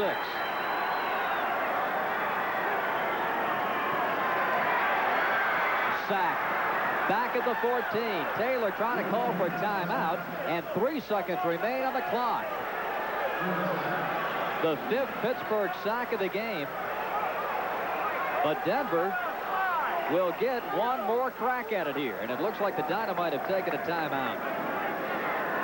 And they have. That was a good play by number 85, Ernest Adams. We talked about him in the previous shows. He's from the University of Illinois. He was a second-team All-Big Ten defensive player and an excellent pass rusher. Number 85, Ernest Adams.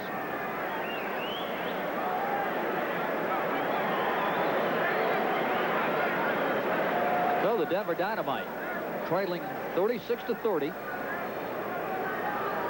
3 seconds remain in the half, and again, Whit Taylor will try it here on 4th down.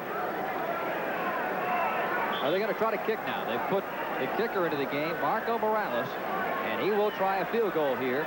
They'll spot the ball at the 19, so this will be a 27-yard attempt.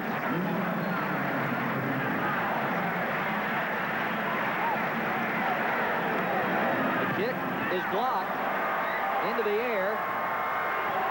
Picked up by Pittsburgh. Federico or Yates.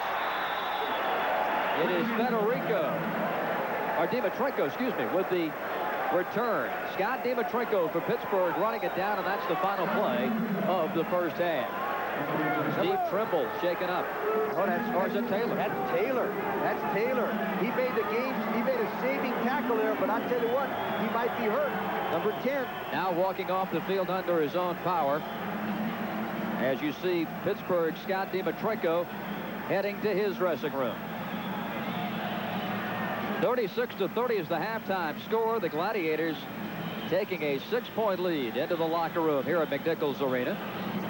The first quarter went this way, with Volmar passing for 2 scores, with Taylor matching that, and Denver led 17-14. In the second quarter, here's the way the scoring went. Volmar with 3 touchdown passes, 2 to Hairston, with Taylor coming back with 2 touchdown passes for the Denver Dynamite. Pittsburgh leading it 36-30 in the second quarter, and the head coach of the Denver Dynamite, Tim Markham, is standing by. His ball club trailing by 6 here at the half, 36-30. And Tim, this is Bob Rathman and Lee Corso upstairs. A wild and woolly first half, great action, and your impressions of your team's play in the first half. You know, we're not protecting our quarterback. We're getting back to, we got too much leakage there. We've got to get the guy up the field, get some stone. You know, you got to stone him on the line of scrimmage. It's a heck of a fight. Let me tell you something, Tim. This is Lee Corso. Yeah, Lee. Harrison keeps beating you on the post route, and I keep telling him you got to play the guy the inside, and I saw you do that. What are you going to tell him? You going to put the guy 6 feet inside him or what? Well, we're going to try to just hang on to the guy. I tell you what, I don't know if I got anybody over here can cover him. No, the thing we've got to do is get up in their quarterback's face. If he sits back all day long, that guy will kill you. Thanks a lot, Tim. Yeah, Good luck in the second half. Bye-bye. It's halftime at McNichols Arena in Denver. Pittsburgh has a 6-point lead over the Denver Dynamite. We'll be checking in with ESPN Sports Center for an update after this. That'll never happen at Mad Jack's. They have a free lifetime guarantee on all installation labor, and because they're good, they've installed more car electronics than anyone in San Diego. Mad Jack's has installers in every store, no waiting, and the best time for you to come in is right now during Mad Jack's exclusive car electronics sale. They have the best brands, and they're all on sale. You can afford the best when you shop at Mad Jack's exclusive car electronics sale. Hi, I'm Doug Fuller of Fuller Ford here in Chula Vista, and I'd like you to know about something extra special we have to offer right now. Fuller Ford proudly introduces the all-new Ford Festiva. Packed full of value, the Festiva is on sale right now at Fuller Ford for only $59.95. That's right, only $59.95. With award-winning styling, great gas mileage, room for 4, and Ford's 660 warranty, Festiva is the bargain of the year. There are a lot of good reasons to think Fuller for Ford. Technical. Technical on me. Like nobody's business. That's a technical. I need a vacation. I'll show you a technical. Just give me a friendly skies. This summer, you need the airline with low fares to more places. The biggest bargain airline in the land, United. I've got a vacation. Be cool, boys. And I'm not just flying. Hello, fares. Nice tipping. I'm flying on vacation in the friendly skies. Experience the most luscious sunrise in the world. Hardee's Canadian Sunrise Biscuit. Real Canadian bacon, cheese, farm fresh egg, and hickory smoked bacon on Hardee's made from scratch Rise and Shine biscuit. For a taste so special, it'll brighten your whole day. Hardee's, we're out to win you over.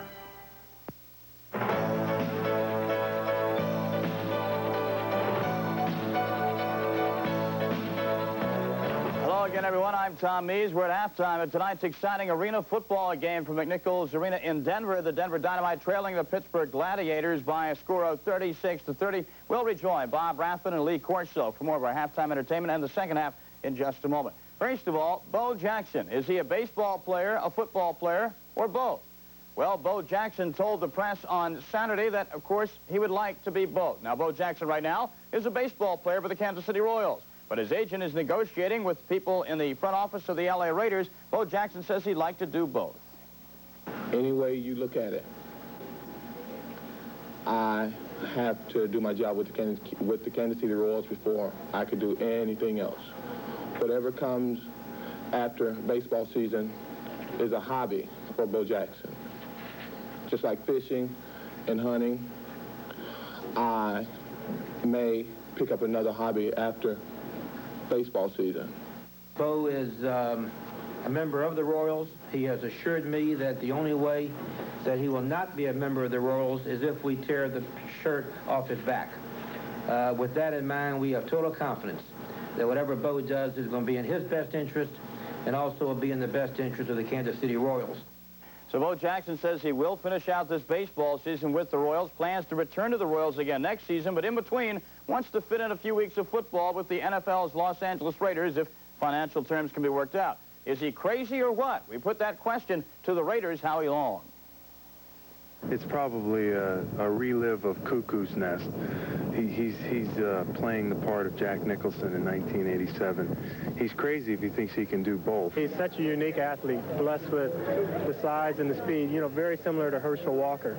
And I think football really missed something when he opted for baseball. And, you know, he might be wanting to prove himself in another sport because he has done fairly well in baseball so far.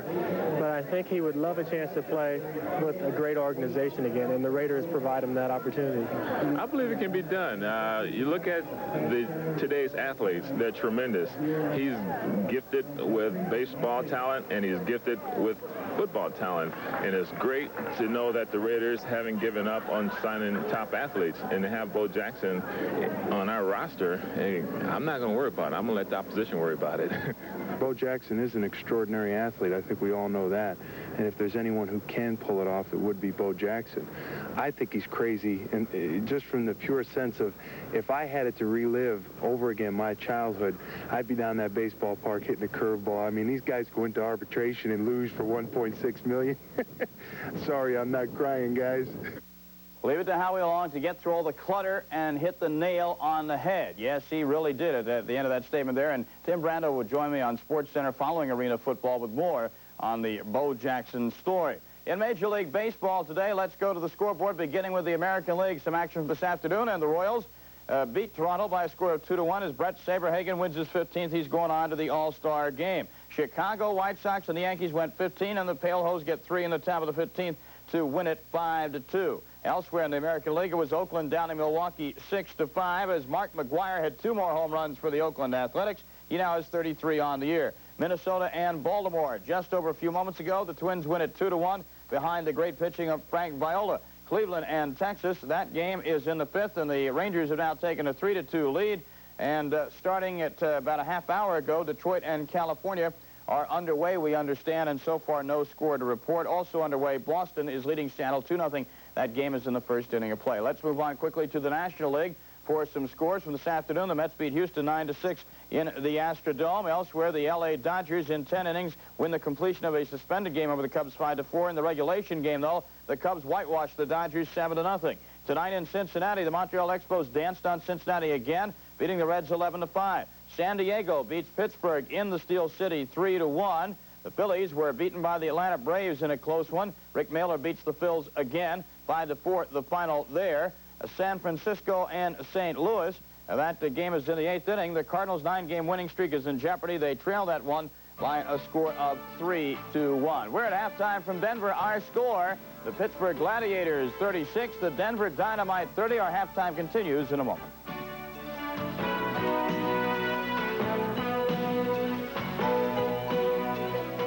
This is the beginning. The all-new Chrysler LeBaron. Beauty with a passion for driving. Advanced front-wheel drive traction. Positive response suspension. Fuel-injected high-torque power. Choose precision 5-speed. Heart-pounding turbo. All with Chrysler's new 770 protection plan. The new LeBaron from Chrysler. Driving to be the best. Get low 3.7 financing or $500 cash back on Chrysler LeBaron. This is where Michael Jordan kept practicing his jump shot when he didn't make varsity. This is where George Brett kept fielding after his team lost the state finals. Wildcat ball. And this is where Walter Payton played every game his freshman year as a drummer in the marching band. What do these legends have in common? They've always had a will to win. And they've always had a Wilson. Working hard can really take it out of you. So I look for something to put it back. USA Wet is a sports drink that tastes great. No aftertaste, and it gets me moving because it has half the sodium and more potassium than Gatorade. USA Wet, the hard-working sports drink with half the sodium. Now in 3 delicious flavors. It's hard-working refreshment.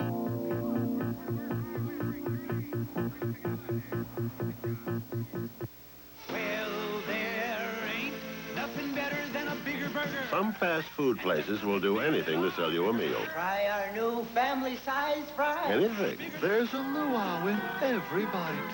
Presenting the world's smallest hamburger. Well, if you'd sooner do without all those gimmicks, you're invited to Hardee's for thick, juicy, 100% pure American beef burgers, which, quite frankly, speak for themselves. Because at Hardee's, we're out to win you over. Earlier today was round 3 of the U.S. Senior Golf Open Championship in Fairfield, Connecticut. Chichi Rodriguez entered the 3rd round with the lead, but Gary Player came on strong. Look at this putt on the 13th. I mean, talk about drilling it. That's a fastball down the middle. Doesn't hit the cup. It's still rolling. Keeps a player at 8 under, tied with Rodriguez. Arnold Palmer had trouble on the day, putting for par on the 14th, misses, bogeyed, and fell 8 strokes off to leave it on the 17th. Arnie redeems himself with a nice putt, finished with 74 for the day, 1 under after 3 rounds. Gary Player, meanwhile, on the 17th, opportunity for birdie and the lead, and he'll nail it, going 9 under, 1 stroke ahead of Chichi Rodriguez, and Player and Rodriguez playing together today, walking arm in arm up to the 18th green. Chichi missed a tough one, though, for birdie on the 18th. Catches the lip, doesn't get it, gets the tap in, but falls 2 shots behind Gary Player. So Gary Player is the leader after 3 rounds, a 2-shot lead over Chichi Rodriguez, the final round of the U.S. Open Seniors Golf Championships tomorrow in Fairfield, Connecticut. That's it for our halftime update. 36-30, Pittsburgh leading Denver. Let's go right back to Denver. Bob Rathbun and Lee Corso.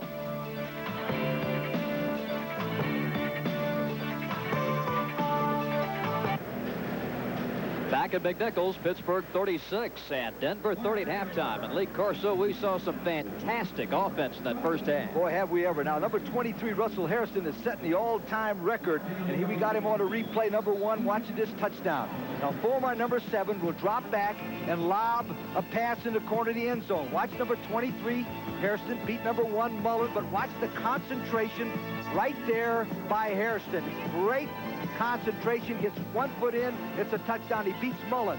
Now watch this. This is arena football, as David Letterman would say, at its finest. Now watch number 1 on the top of your screen. It's the same guy, Gary Mullen. This time he does the same thing to number 95, Best, and he gets a touchdown on the very next play.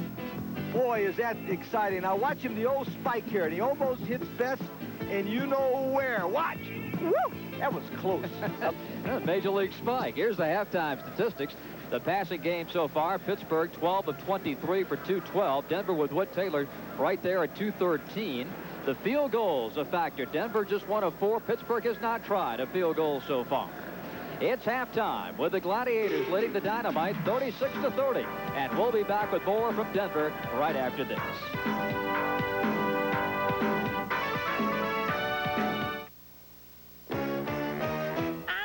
Vacation like nobody's business. I need a vacation.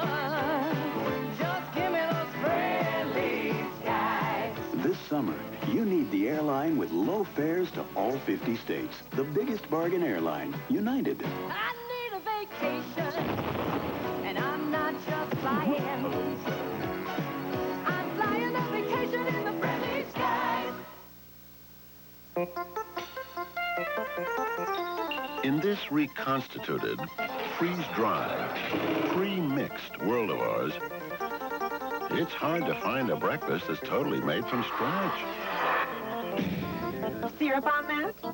Well, at Hardee's, our biscuits are made just that way, with no shortcuts like some other guys use. But then that's probably why they taste so good, and why it... So I look for something to put it back. USA Wet is a sports drink that tastes great. No aftertaste, and it gets me moving because it has half the sodium and more potassium than Gatorade. USA Wet, the hard-working sports drink with half the sodium. Now in 3 delicious flavors. It's hard-working refreshment.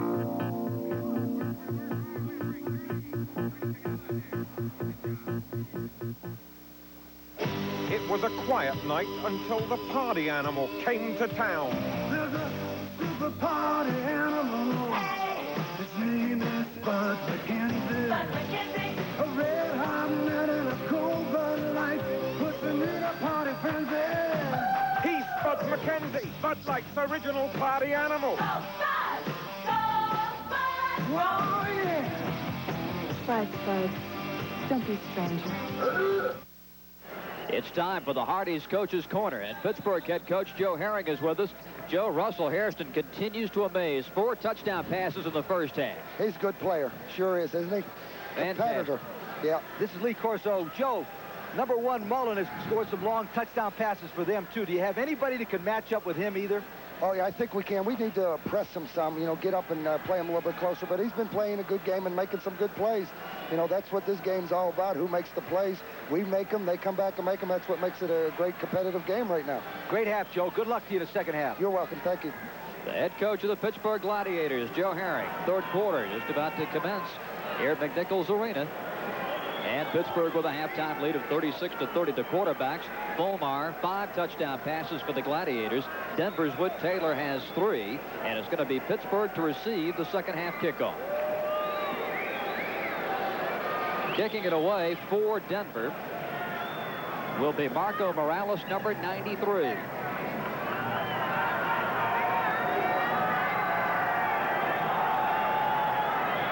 And the deep end for the Gladiators. Here's the kick. Off the net, bounds out to the 5 where Mike Stoops picks it up, runs into DiMatrico and is taken down at the 8-yard line. So Mike Stoops with the return, and the Gladiators have it first out at 10 from the 8-yard line. Both teams, Lee Corso, took a lot of time in that locker room at halftime. It's very, very important that the coaches settle these teams down, because 36-30 is a really high-scoring ball game, and you have a tendency to lose your confidence when the other team scores against you like that. Fulmar's first half statistics, 212 yards on a 50-yard field. Bump it.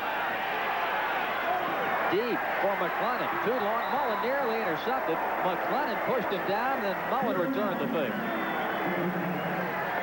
You know, it's interesting, but in the game of football, in almost all sports, the first 2 series of the second half usually determines who wins the game, and who gains the momentum right now is very important to win this ball game. Well, that's for sure. Basketball coaches will tell you the first 5 minutes of the second half is often the key. And I know you think it's the same thing in football, except instead of minutes, it's series in football. The first 2 series is important.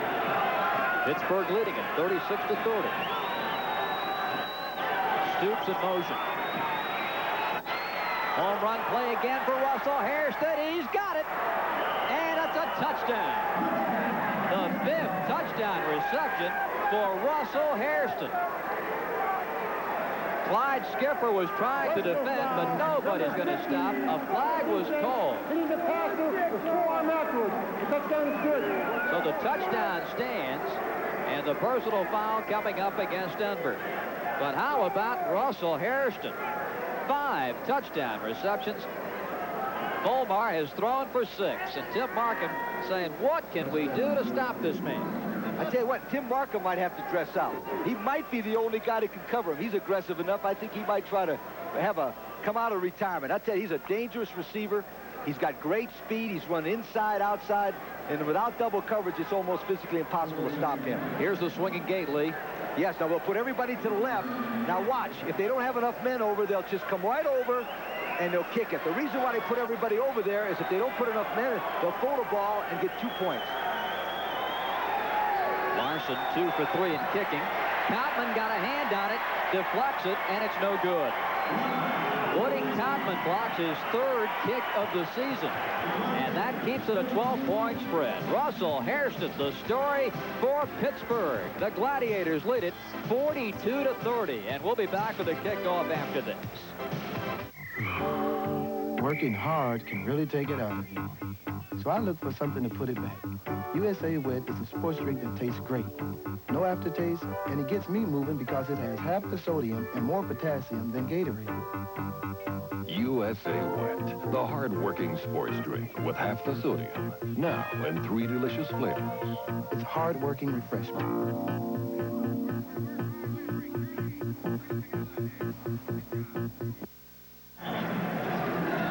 Bob Rathman and Lee Corso back in Denver. Pittsburgh 42, Denver 30. We have 13:40 left to go in the 3rd quarter as Darrell Taylor is set to return the kick for the Denver Dynamite. And getting ready to move away from Pittsburgh is number 22, the barefooted Lee Larson. And here's the kick. This one off the net.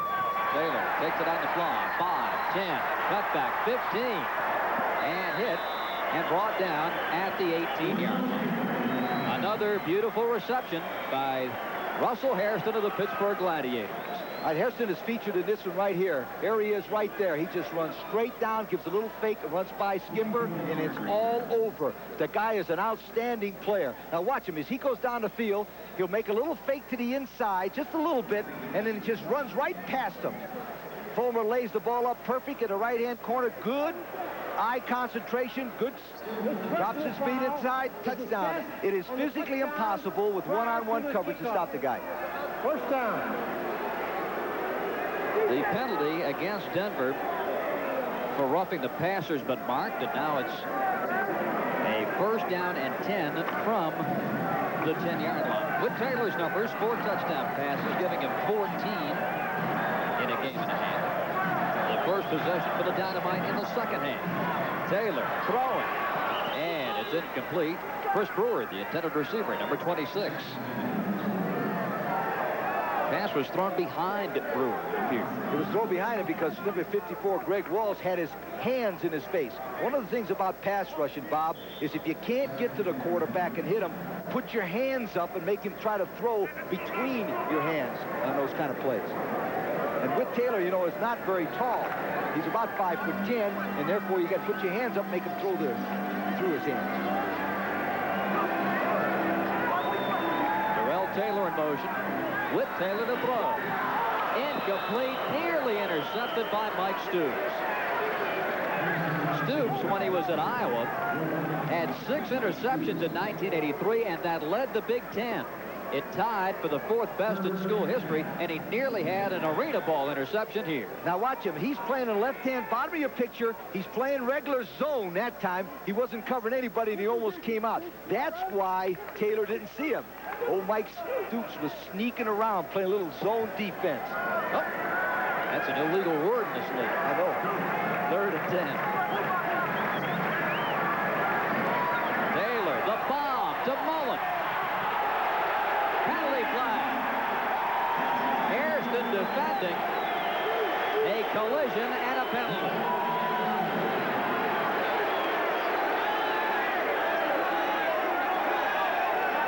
Referee Bill Parkinson to announce the foul. Number 23 on the defense. The 8-yard penalty and a first down. We've talked about them, Lee. There's the matchup right there. 23, the athlete. Hairston against 1, Mullen. You know what can happen sometime with a case like Hairston? He's been running so many of those long touchdown passes, he could get tired when he goes over to play pass defense. That was good strategy on the Denver to try to beat him deep, quick. 8-yard penalty, automatic first. 1st and 10 from the 18-yard line. There's Russell Hairston trying to catch his breath. Lee, I want to ask you your impressions about the pass interference penalty. Whether you think there may be some need for adjustment here, because it is just the 8-yard penalty. Taylor back to pass. He's throwing over the middle, and it's going to be intercepted by Pittsburgh. Picking it off, number 29, Rock Richmond, with the interception. And the Gladiators get the ball back. On this replay, you're going to see Rock Richmond, number 29, playing off him a little bit. See him playing to the inside. That's what I'm talking about. You see him playing to the inside, number 29. He's playing deep and to the inside. He forces the ball overthrown, and that's the way to play the post route. Force him to go outside. Good play by Rock Richmond. That's the 4th interception for Rock Richmond. He leads arena football in interceptions. I'll guarantee you that's one of the things that Joe Herring changed at halftime. Pittsburgh now up and over the ball. McClellan goes in motion. Volmar throwing to Stoops, complete, and it's out to the 8-yard line, where it becomes 2nd down and about 7 yards to go. Lee, your impressions of that pass interference penalty? Okay, the reason they have pass interference in this league, and it's so many of them, is the field is so small. You see, there's not enough room in there, and that's why they have a lot of people colliding. Now, Joe Herring is a defensive specialist. In the offseason, I'm sure he'll try to change the rule, but there's no way they can. Playing on this field is almost like playing on a postage stamp. It's so small. That's why you have a lot of collisions. So an 8-yard penalty rather than a spot foul is... Oh, yeah, because you'd have 45, 50-yard penalties. The score would be 275 to 280. Indeed. Maybe there anyway. It's 42 to 39. 10:25 to go. Volmar gets away, and now he's sacked in the end zone. They're going to mark it back at the 1-yard line.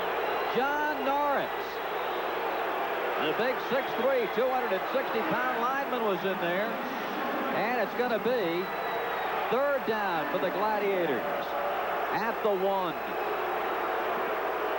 Boy, the fans here at McNichols Arena howling for a safety.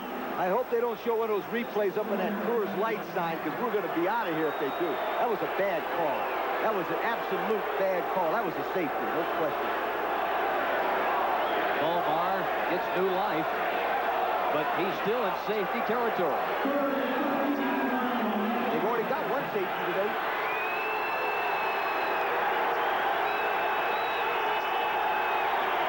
Volmar going deep to Hairston. He's incomplete. Penalty flag. He had his back to us upstairs here, Lee. We couldn't tell whether the ball was stripped out of his hands, but a penalty flag went down. Well, now they've tried Chris Brewer, 26. 26 on Denver. Grab his arm. First down. Boy, that really hurt them. They had third down at about 18. Now they got an automatic first down. That really hurt them. The play that hurt them the worst was the safety before that. So the safety they did not get. And now here's the pass play. Now watch 26 and see if he puts his hand on him. I tell you one thing. Holy mackerel. Ooh, Ed Manning, I think, is number 24. I made a nice comment about him that he was a United States Football League official. I can't say anything good about him now. That was a bad call on Manning's part. Gee whiz. So Pittsburgh, the beneficiary. First and 10 from the 10. Volmar to pass. Looks, hits Stoops to the 17, and he's driven back. They'll give him his progress out to the 17, and it's going to be second down and 4. Clyde Skipper with the hit. We've called his number many times as you see Stoops go back to the huddle, but Clyde Skipper has been a key man on that Denver defense. He's a good defensive back, and he's got one thing the other defensive backs don't have, like on Stoops' case. He came up, he's 6 foot 183. He matches them size by size. He makes the good tackle, knocks him down. In this league, if you let him catch it and make the tackle, you got a halfway decent chance of keeping the score under 80. 8:45 to go, third quarter. Hairston to the bottom of your screen. And he's picked up by 26, Chris Brewer. You see Brewer backpedaling to get off him, give him some room. Movement, but the man is back. Volmar looked like a busted play. And Denver stacks him up. 82, Keith Smith leading the charge. Along with number 20, Kelly Kirschbaum.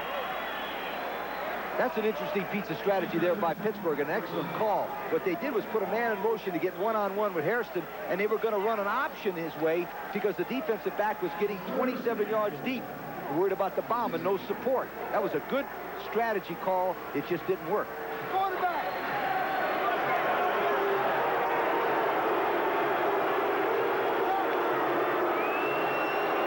Third and 4. Defenders up tight. Volmar throws to McClellan, and he's tripped up at midfield, the 25-yard line. That'll be enough for a Pittsburgh first down. They'll have it first and 10 at their own 24-yard line. That John McClellan is 5'7", 175-pounder that played at Tennessee, and that time he just ran a quick out. It was a good call because they went to a quick count before the defensive line could hit the quarterback. Excellent play. Excellent call. John McClellan from Cookeville, Tennessee. He's caught passes. He's rushed the football, recovered a fumble on defense. You get to hit a lot of categories in arena football playing both ways. 7 minutes to go in the third quarter. Volmar over the middle. Hairston's got it, and he's taken down inside the 10 at the 6-yard line. Russell Hairston with another grab. It's a first and goal for the Gladiators. Here's Russell Hairston, number 23. I think on the top of this picture, you see a good picture of as good a pass defense as you could play, except he got inside position on number 80, Skipper, and that was all you could take. He's so big, he gets inside position right there. You see the size of him? He gets inside position, 241 yards. That's a career for most guys, and he's got him in one game. Oh, it's just another day at the office for Russell Hairston. He has caught 14 touchdown passes in 4 games. Volmar looking, but that field is shrinking. Now a jump pass, incomplete at the goal line. And Mullen is there defending on John McClellan. Chuck Harris, number 60, 6'3", 255 from West Virginia, was the man that put the pressure on the quarterback. That's why McClellan, number 31, could not get open. The pressure on the quarterback looks like, to me, the secret to winning in arena football.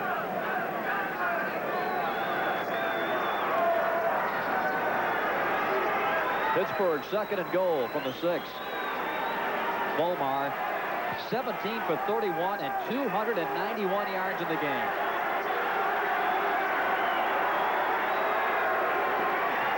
Pressure. Stoops can't grab it at the goal line. Incomplete. But the great pressure that time from Kelly Kirschbaum, a newcomer to this Denver team. From Kentucky, 6'2", 235. He was a linebacker at Kentucky and a great football player. 30 years old, come out of retirement. He's a good one.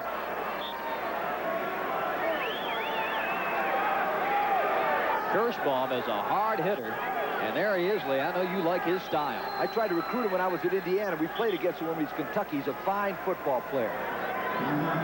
He's never wore 20 in his life. He's always been in the 60s and 50s. And there's Trimble over there. He might have some cramps. Remember, arena ball is played inside. The guy's got to play both ways, and they got to drink a lot of liquid.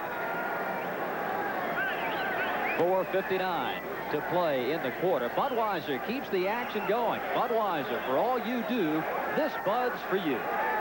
Bob Rathman and Lake Corso in Denver. Gladiators lead at 42-30. Listen in to the Denver huddle. That's Perry Moss talking to Russell Hairston. What's the other guy going to do? What's the other guy going out there?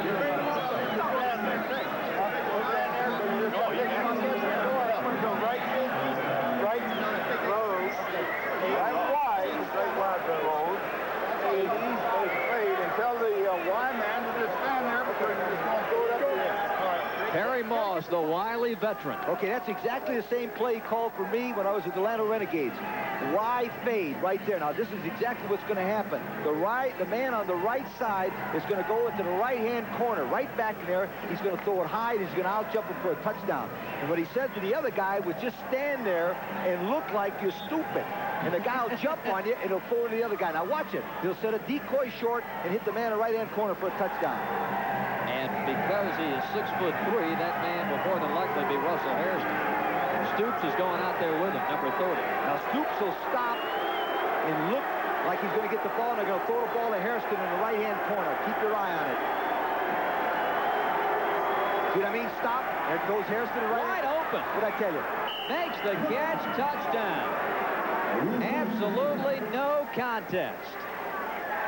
Now, that was a great football call by Perry Moss, and what they did is they got the two men to play man for man, and they made them switch off, and they couldn't hear the switch-off count, and that's a touchdown. That's a great call.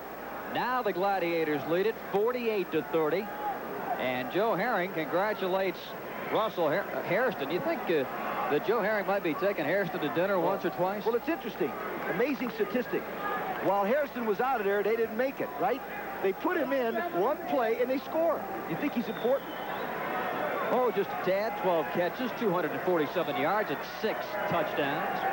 Lee Larson to kick it. 4:53 to go in the third. And the kick is perfect.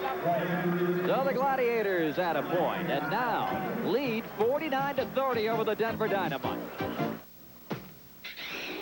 If you made hamburger patties the way most places make hamburger patties, you discover your thick, meaty burgers were suddenly dry, flat, and lifeless.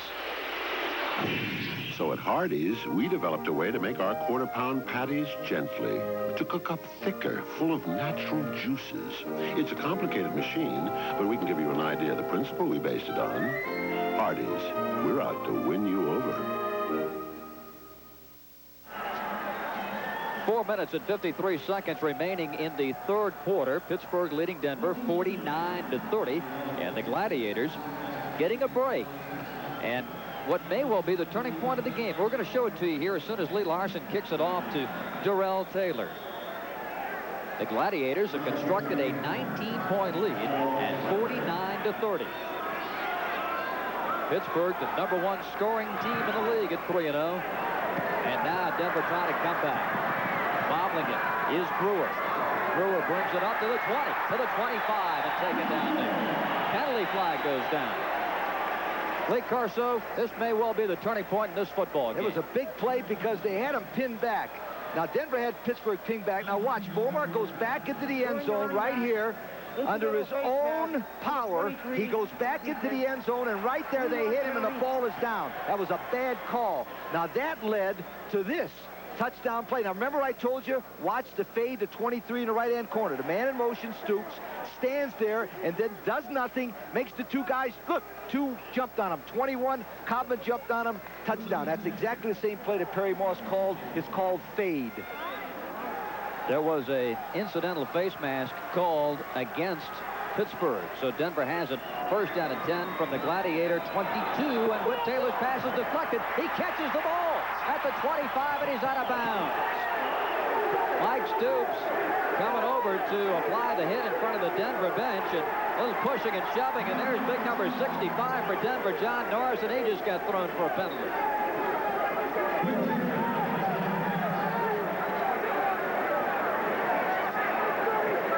So they're going to have to untangle things as Joe Herring, with his back to you, goes out to midfield to get his guys back to the bench. 4:12 to go in the third quarter, with the Gladiators leading at 49-30. The referee is Bill Parkinson. 65 on Denver. All right, John Norris did something that all linemen are supposed to do. You protect your quarterback.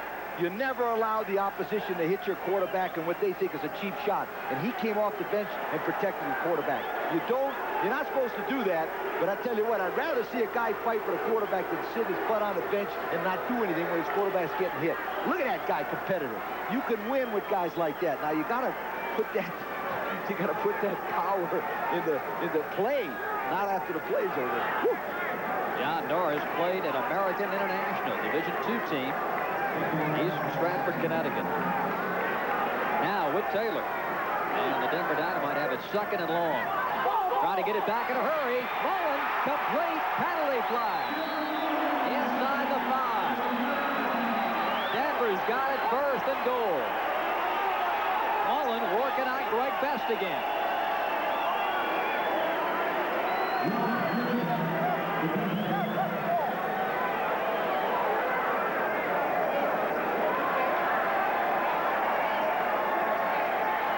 Down.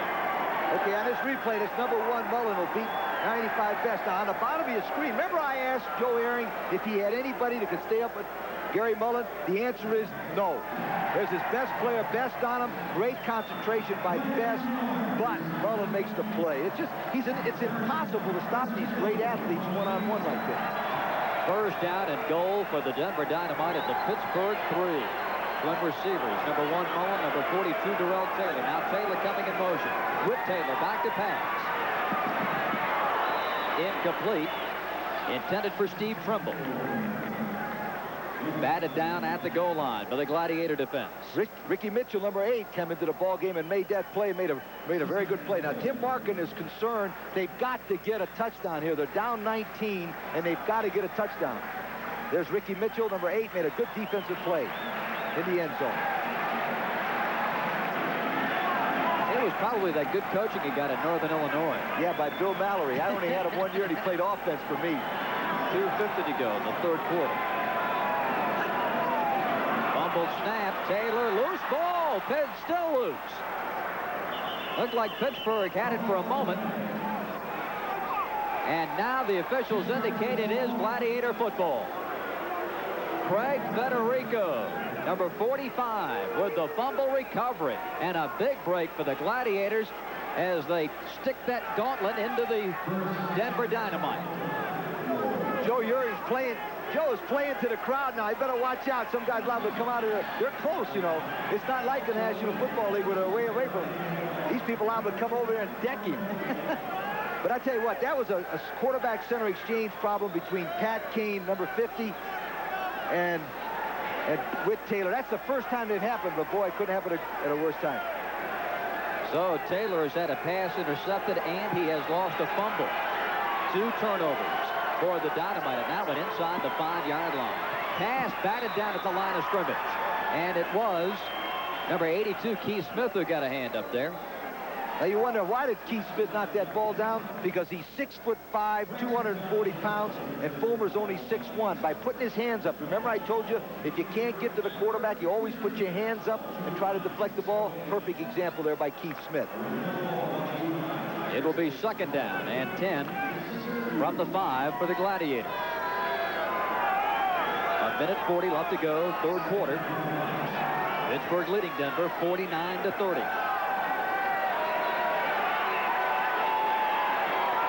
Stoops in motion. Cuts upfield. The pass comes to McLennan, and he gains a couple of yards out to the 7-yard line. You might be wondering why they're throwing those short passes right now. The reason why they're throwing those short passes is because the quarterback, Fulmer, remembers that he got caught last time back there for a safety by throwing longer passes and keeping the ball longer. They're throwing shorter passes and trying to get the ball out so they can throw a longer one. The time remaining in the third quarter at the top of your screen. It's a running clock in arena football until the last minute of each half. Boy, it's a big play here. They got to stop right here to get back in the ball game.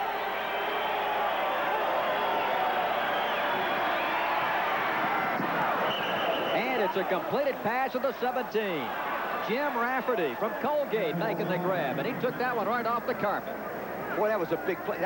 I tell you what, that could have been one of the big plays of the ball game, too. On the top of your picture, watch Rafferty, number 28, drive his man deep, and he knows where the marker is. The quarterback throws a perfect low outside cut right where the marker is, and that's a perfect first down play. Jim Rafferty, following some famous teammates, Colgate, Richie Ehrenberg, Mark Herbert, Mark Van Eegen, entering into the world of professional football. Pittsburgh leads the league on third down conversions. They convert almost 45% of the time, which is excellent offensive football. And that's the end of the third quarter of play. So the Pittsburgh Gladiators with yet another touchdown pass from Brendan Fulmer to Hairston, and they've built a lead of 19 heading into the final 15 minutes.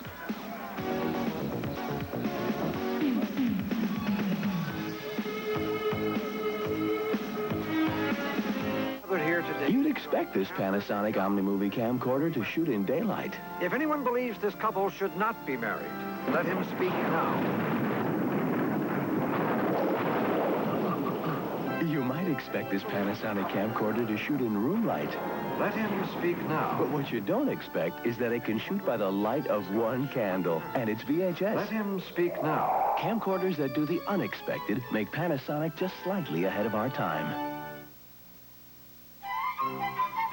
This is a hamburger, getting hard and dry, because it's cooking on a flame that's too high. At Hardee's, we make our quarter-pound hamburgers at a lower temperature, so they cook up thicker, succulent, full of natural juices, and the flavor doesn't go up in smoke. Hardee's, we're out to win you over. Working hard can really take it out of you. So I look for something to put it back. USA Wet is a sports drink that tastes great. No aftertaste, and it gets me moving because it has half the sodium and more potassium than Gatorade. USA Wet, the hard-working sports drink with half the sodium. Now in 3 delicious flavors. It's hard-working refreshment.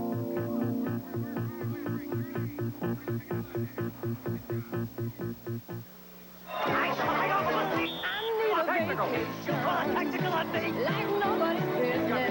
That's a tactical. I need a vacation. I'll show you a tactical. Just give me those friendly skies. This summer, you need the airline with low fares to more places. The biggest bargain airline in the land, United. I got a vacation. Be cool, boys.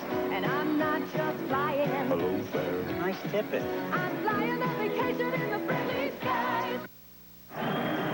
Along with Lee Corso, this is Bob Rathbun at the McNichols Arena in Denver, Colorado. We go to the fourth quarter of play, and the unbeaten Pittsburgh Gladiators lead second place Denver 49-30.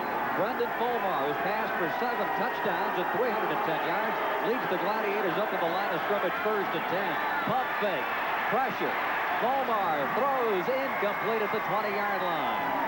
Well, it's a brother act to the Pittsburgh Gladiators. The head coach, Joe Herring, assisted by his brother, Chuck. Yeah, Chuck is the man in the right there with the glasses on. He's done a great job with the kicking game. He's the head coach of the kicking game and has done a terrific job with that phase of the game.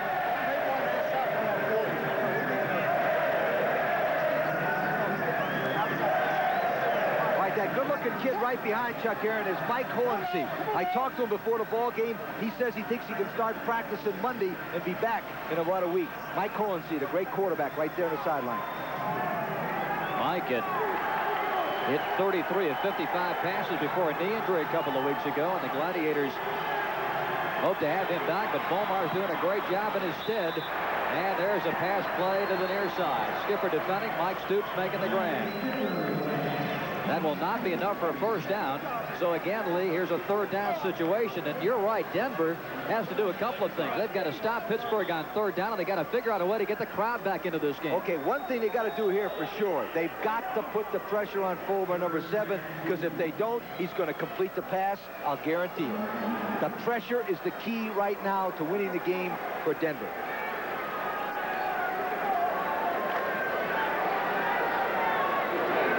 Jim Raftery comes wide to the near side. Tight formation with those wingbacks in there. Stoops goes in motion. Volmar to throw. To Stoops, it's complete and a first down. A penalty flag thrown back at the line of scrimmage for a hold. So the Stoops reception may be nullified here. 68 holding on the offense. The guilty party, number 68, Willis Yates, the right guard. Willis Yates played at Texas Chattanooga. Now watch him. He's the bottom right-hand picture right there. He's blocking on Chuck Harris, number 60, and he grabs a hold of him right there and holds onto his jersey and pulls him down. That's a penalty. Now, the reason why he had to hold him was because Harris made that good fake to the outside and came to the inside. Nice play by Chuck Harris, number 60. Now, it is third down and about 8 yards to go. Back at the 18. Volmar calls the play.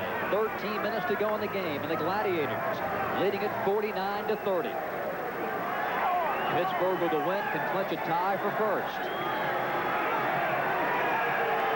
Stoops in motion. Volmar throws. Crossing pattern, and it's going to be incomplete, and a penalty flag.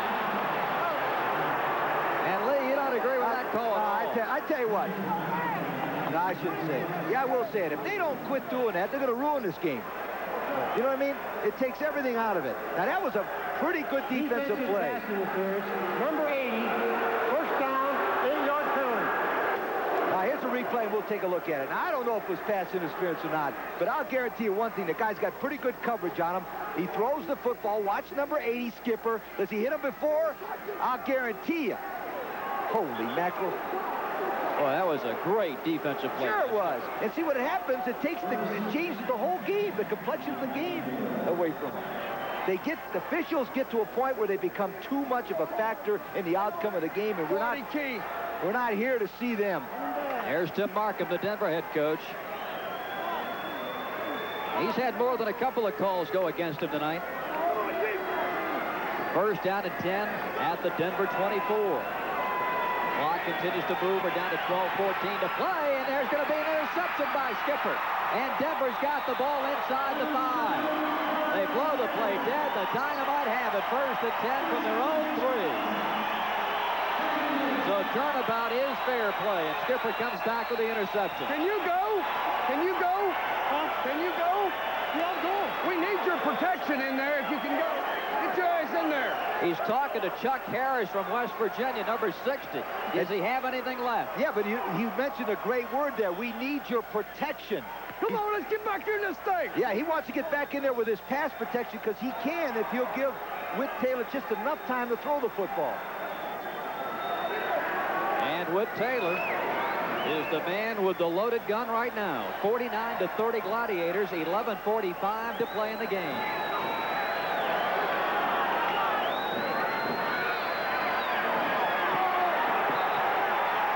Incomplete, and no flag.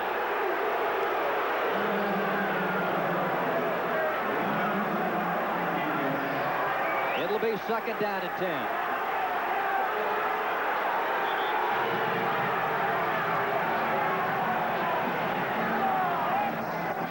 Whit Taylor with a glance to his bench, and Joe Herring of the Gladiators Starting to be gets funny, a drink. There it is. It's starting to be funny. It's hilarious. drenched in sarcasm, Tim Markham. Taylor's bomb to Mullen.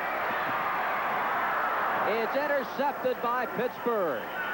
And making the interception is Russell Hairston, number 23. So Russell Hairston, who has caught 6 touchdown passes, comes up with the pickoff. And that takes a lot of wind out of the Denver sail. Now on this replay, Hairston is running stride for stride for number 1 Gary Mullen. He goes up, and remember, the rule is on pass defense, you turn into a receiver as soon as the ball is in the air as a defensive back, and that's what he did. He's tied now with pass interceptions in this league with Richmond. I think they both got 4. Indeed. Second interception thrown by Whit Taylor today. 10:40, clock running, 4th quarter. Pittsburgh 49 and Denver 30. And Russell Hairston gets a well-deserved breather on the sideline.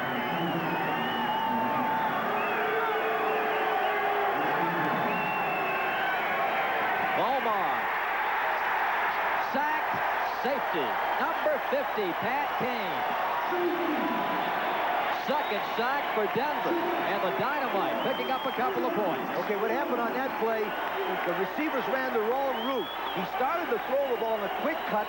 The receiver fell down, and he had to eat it for 2 points. Now, that could help him. Middle return. Now, Denver gets the ball back. 10:20 left to play in the game. We'll be back with the kickoff, and we return to McNichols Arena after this. Working hard can really take it out of you. So I look for something to put it back. USA Wet is a sports drink that tastes great. No aftertaste, and it gets me moving because it has half the sodium and more potassium than Gatorade. USA Wet, the hard-working sports drink with half the sodium. Now in 3 delicious flavors. It's hard-working refreshment.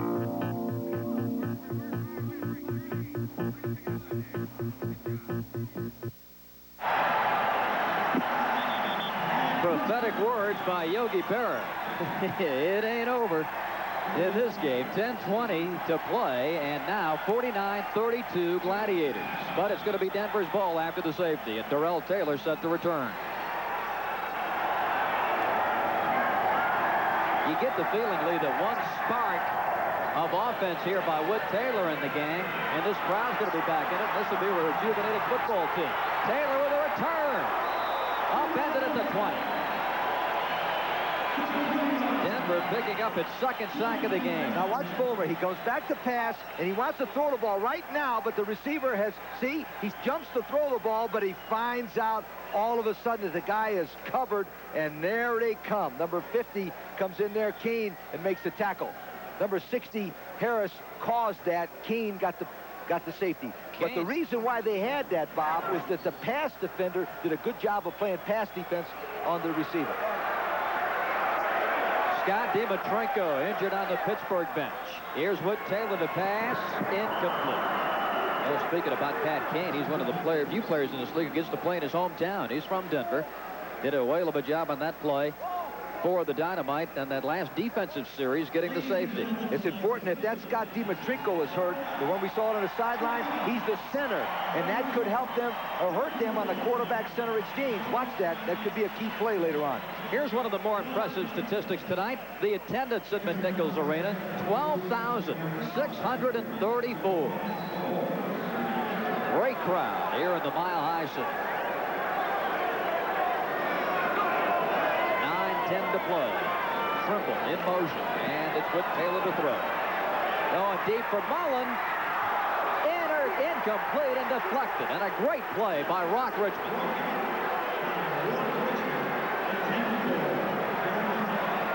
Richmond did something on that play that you can't coach. On this replay, you're going to watch him what they call close to the ball. Now watch him. On the top left of your picture, as the ball is in the air, watch him close, which means watch him get over there quickly and knock the ball down with his left hand. An excellent defensive play by Rock Richmond from Oregon.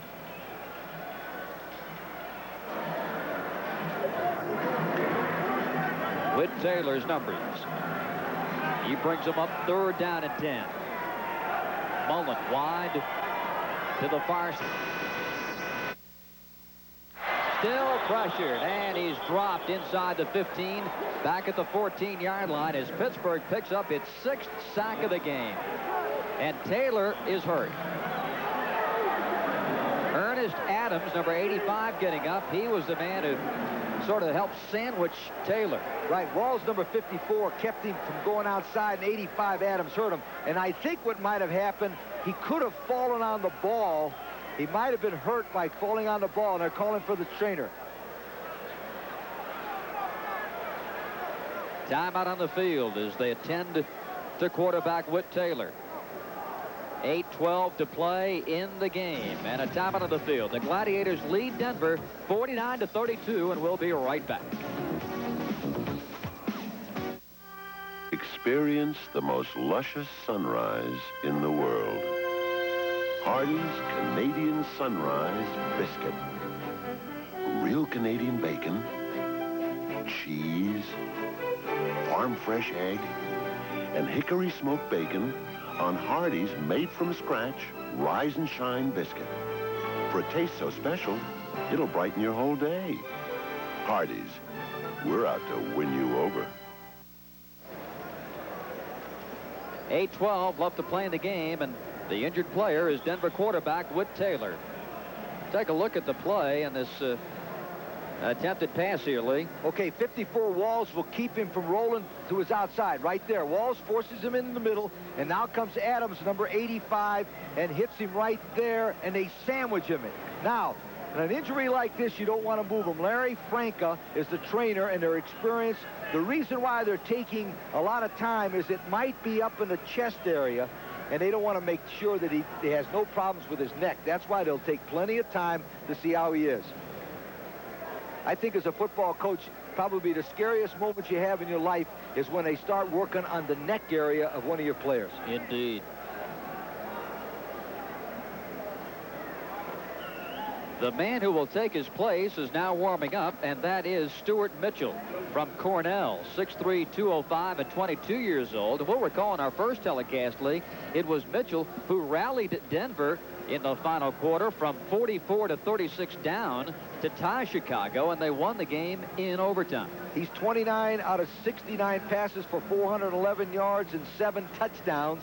So he's a capable replacement. We're most concerned now about Taylor and making sure that he's okay, but the coach has to do something. He has to get his second player ready. I mean, I don't want people to think that they don't care about Taylor, but they do, but they have to get the next player ready. But they will never move a player in any league until he's absolutely ready to be moved if you sit here the rest of the night. And the way it should be. Absolutely. So Whit Taylor, who made so many headlines last weekend with touchdown passes to match his number 10, now raises up. Okay, one of the things you make sure when you look, you watch a player's legs. If the player's legs are moving as a coach, you really sigh of relief, because that means he doesn't have a serious back problem, and you know it could be paralyzed. So that's why if he's moving his legs all right, he's just been knocked out. I think he's going to be all right now.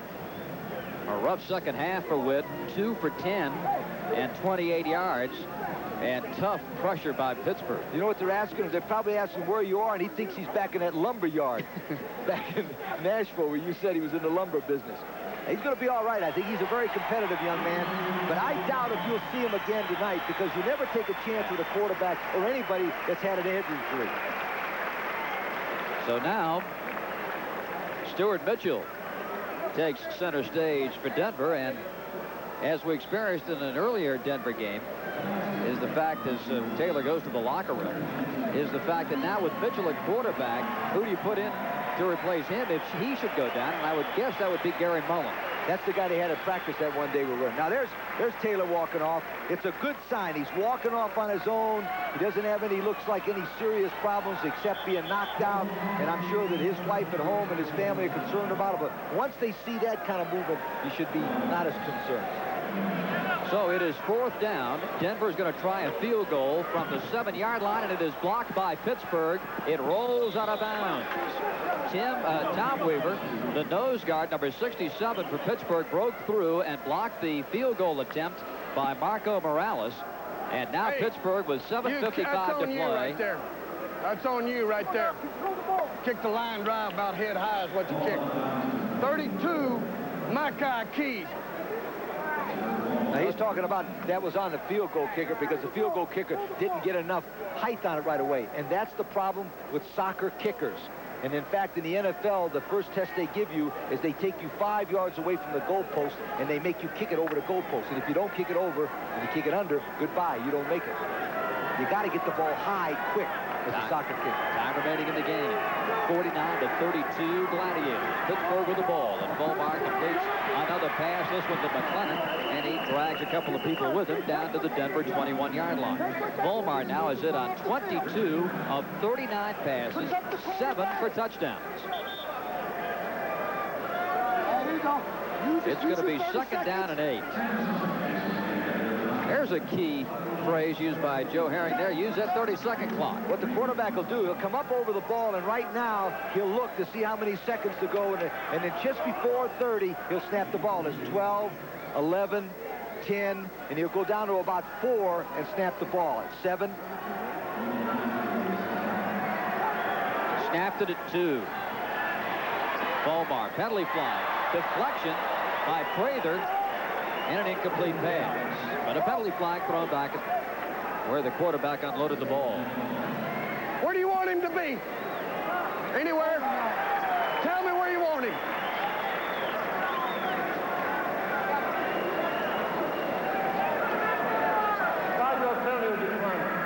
What? Was that? Holding? Holding? Yeah, take him back.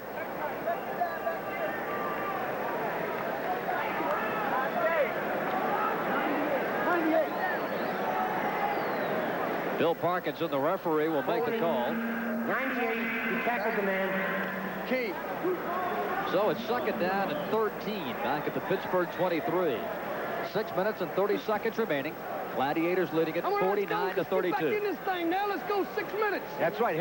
Markham is making a good point. He wants to get back in this ball game, and the only way he's going to catch him is on defense, not on offense. He's got to shut him down to win this game. His defense has got to win this game, not his offense. But lurking as a wide receiver is Russell Hairston, number 23 at the bottom of your screen. Stoops in motion.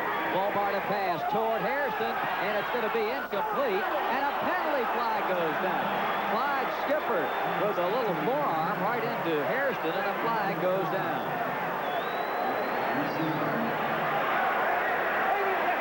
Skipper claiming that he was the man who was pushed. Now, I don't believe that. I think this time it was a legitimate pass interference call. Watch, a good chug there, but he should look back for the ball. The rule is once the receiver looks for the ball, the defensive man should look for the ball, and he won't call it a pass defense.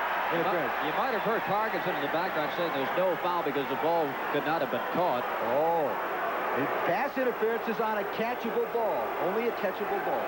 Coming up next on ESPN Sports Center, we're along to update all the action of a big sports Saturday. Gladiators leading this one 49-32. Pittsburgh trying to remain unbeaten and in the driver's seat with 5:45 to play.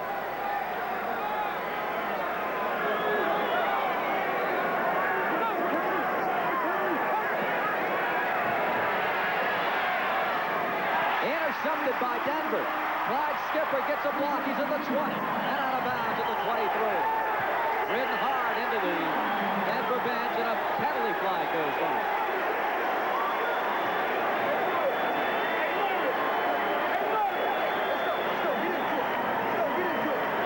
5:30 remaining, and Denver's got the ball.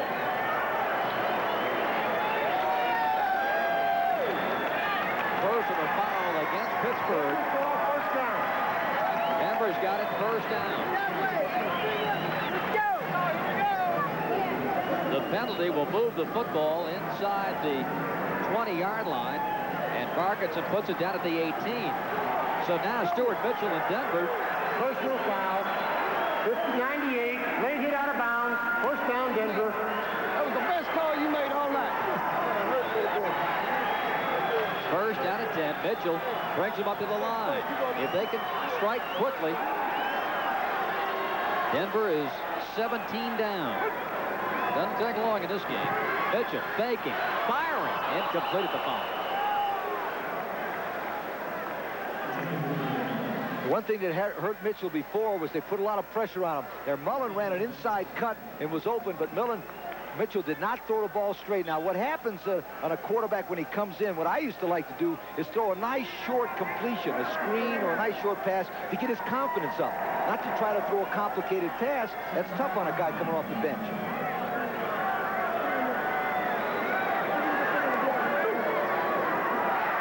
Darrell Taylor in motion. A flag is thrown. Mullen with a completed pass, and he gets out of bounds at the 12.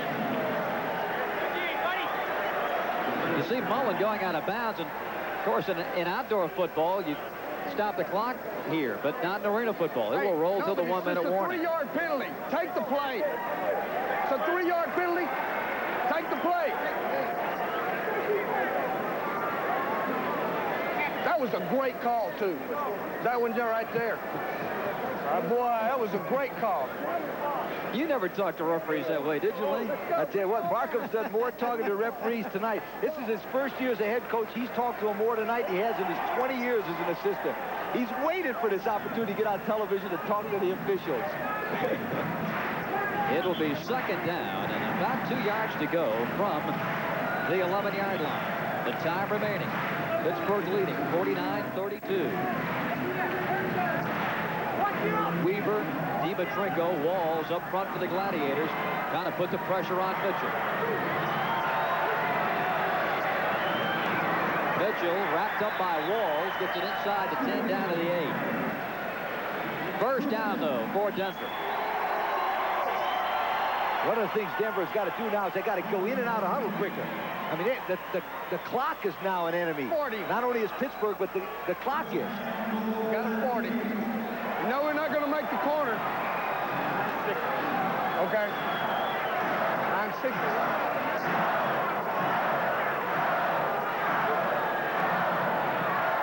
Batted down. And a good play there by Craig Walls, the big lineman from Indiana. 3:35 to play. Gladiators with a 17-point lead, and Denver so quickly trying to put points on the board. And as you said, the clock is still moving, so that it becomes an ally for the Pittsburgh team and an enemy for Denver. What they need to do is try to throw touchdown passes. No more short passes, all touchdown passes. If they hit one, good. If they don't, try it again. Stuart Mitchell passed for 6 touchdowns and ran for 2 in the opening game win in Chicago. He's spelling with Taylor here, who went down with the injury. And Mitchell is hit hard as he gets to the 10. Tom Weaver from Kentucky State, number 67, making that tackle. That's a nice play by Tom Weaver. Now watch, the quarterback will go back. The pass protection is good. Watch the men in the back. The defensive secondary's got excellent coverage, and that causes the sack right there. 67 closed real nice on him, Tom Weaver. There's a timeout on the field. 2:59 to play in the game. Pittsburgh leading Denver 49-32. We'll be right back. Working hard can really take it out of you. So I look for something to put it back. USA Wet is a sports drink that tastes great. No aftertaste, and it gets me moving because it has half the sodium and more potassium than Gatorade. USA Wet, the hard-working sports drink with half the sodium. Now in 3 delicious flavors. It's hard-working refreshment.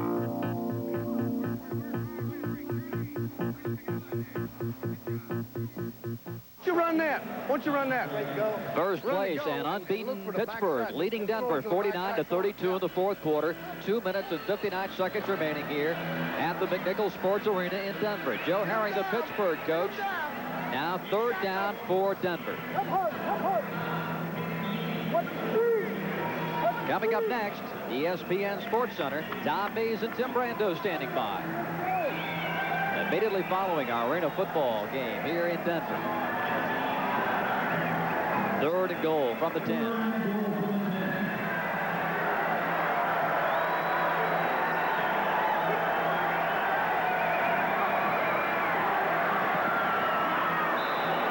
Penalty flag. That pass went through the hands of Craig Federico, number 45. Question of another penalty. This one holding against Denver.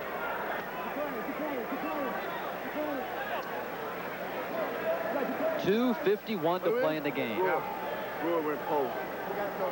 We got to. No. Holding on the offense. Penalties decline. 4th down.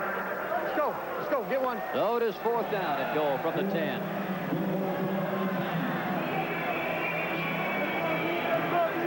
So the last chance for the Denver Dynamite here.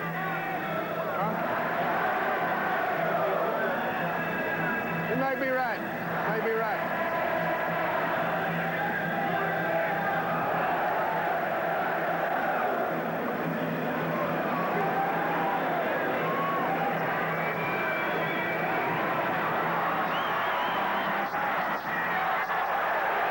Incomplete. Pittsburgh ball. Stoops defending on Darrell Taylor, and Mitchell was in heavy traffic. He was put under a lot of pressure, and I tell you what, the Stoops is an outstanding player. But the secret to this defense is they put the pressure. There's no way that they could protect them. Watch the fullback, play to number 34. He misses his block on number 54, Walls, which intimidates number 2, Mitchell, who throws it away, and Stoops makes a good play, number 30, on Darrell Taylor, number 42. Is that enough names and numbers for you? Love it. There's Hohensee on the sideline again, getting ready to play soon. 2 minutes to go in the game. Lee, your impressions of Brendan Fulmer. I thought he's done just a terrific job tonight. 318 yards as he hands off to Federico. He was 22 for 41, 7 touchdown passes, 6 of them to Russell Hairston. You know, this is going to be an interesting situation. When Mike Hohensee comes back, he's the world's greatest quarterback. He might not get to play. They might have to send Hohensee to Denver and let him play for Denver against Pittsburgh. Wouldn't that be a great thing? And then they could play for the championship. There's nobody going to take Brendan Fulmer's place now. The guy is absolutely tremendous. He has 15 touchdown passes, and as we mentioned, 7 tonight. These two teams play again next week, and it could be a different story. Denver's got a good team. Pass incomplete at the 20. The clock will continue to run until we get to the 1-minute warning. Woody Cotman defending. The clock will run down to a minute, then they'll stop it. Bill Parkinson will announce how many timeouts are left, and then we'll play with the clock stopping as in outdoor football. 1-minute warning is now in effect. Timing rules in effect. Denver has 2 timeouts. Pittsburgh has 3 timeouts remaining. See, ask it or tell him. There's Joe Herring on the Pittsburgh bench. So the Gladiators 60 seconds away from victory, which would put them at 4-0 and clinch a tie for first in arena football with 2 weeks to go. And Tim Markin's Denver Dynamite thought they had a great shot at home to knock off Pittsburgh, but it was not to be. Come on, let's go. Make something happen out there. Let's go. All the way, fighting hard.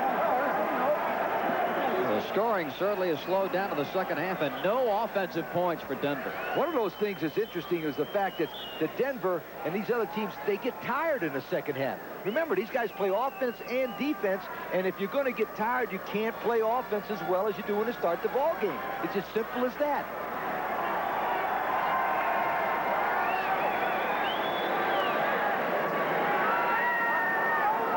Third down. Stoops right to left. Pressure by Pat Kane and a sack. Back at the 2. Pat Kane had the safety earlier in the second half in this 4th quarter, and that is the 5th sack by Denver. 56 seconds to play in a timeout here at Denver. Gladiators lead the Dynamite 49-32.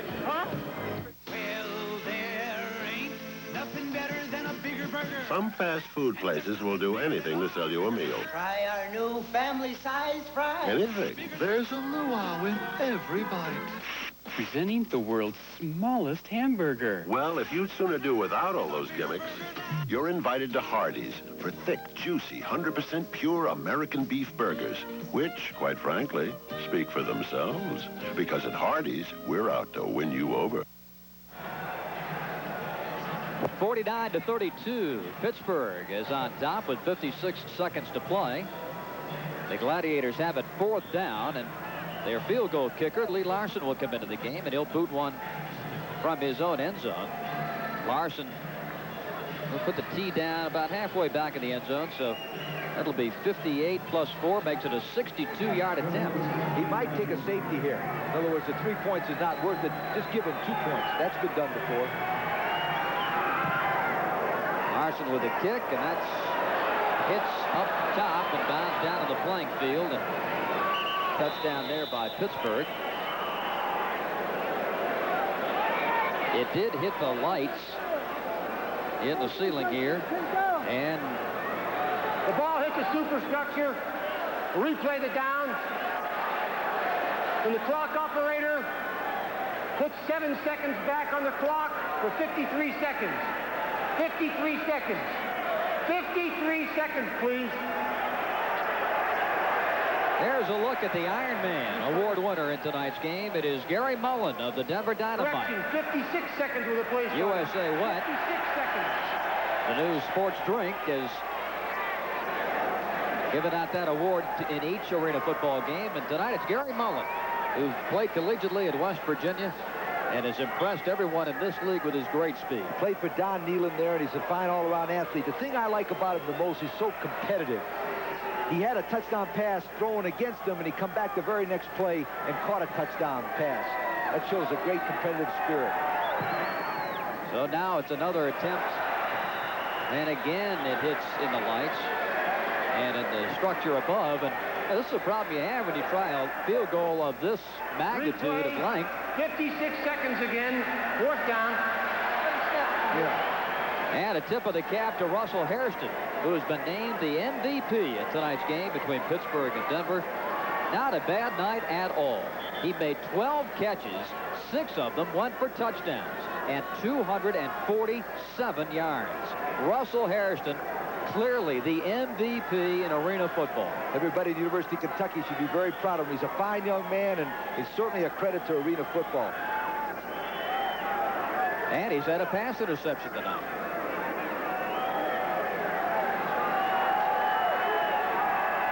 A 62-yard attempt by Larson. Short, and it's going to be returned by Darrell Taylor. Loose ball. And Pittsburgh has recovered, and the Gladiators have it at the 7-yard line with 45 seconds to go. Number 54, Craig Walls, with the fumble recovery. Boy, you hate to see that happen as a coach. You know, you get beat, but then a play like that happens, and you end the game on a low note. Boy, that really puts the pressure on you. With the fact that Denver goes to Pittsburgh next week. 45 seconds to play in the game and a timeout on the field. We'll return to Denver right after this. In this reconstituted, freeze-dried, pre-mixed world of ours, it's hard to find a breakfast that's totally made from scratch. Syrup on that? Well, at Hardee's, our biscuits are made just that way, with no shortcuts like some other guys use. But then that's probably why they taste so good, and why at Hardee's we can truly say we're out to win you over. Time enough for an autograph for some of the folks here in Denver for a visiting player, and that is our Hardee's MVP, Russell Hairston of the Pittsburgh Gladiators. Oh, it feels so good to be 4-0. Yeah, he and Joe Aaron are hugging each other. They deserve it. They've got a fine football team. They're well coached. They do things right. The quarterback will fall on the ball here. They don't want to embarrass Denver any more than they have to. And they've got a new quarterback in the ball game. Signed this week from William & Mary, Stan Yagiello. Had a tremendous career for the Indians of William & Mary under head coach Jimmy Laycock down in Virginia. Yagiello now backing up Brendan Fulmar. That may very well be the last play of the game. Now they'll have to get one more snap. So the Gladiators go to 4-0. And the Denver Dynamite now 2-2. So Denver sees their chances to tie for first go by the boards. The Gladiators clinch at least a tie for first. And this one is in the history books here at McNichols Arena in Denver tonight. So Tim Markin makes the walk across to shake hands with Joe Herring, the victorious head coach of the Pittsburgh Gladiators. Good job. Herring's ball club is now 4-0 as they come into Denver and beat the Dynamite 49-32. MVP Russell Hairston with 6 touchdown receptions from quarterback Brendan Fulmar, who threw 7 in all. 1 went to Frederica. That's the final. Pittsburgh 49, Denver 32. Back with a closing comment after this.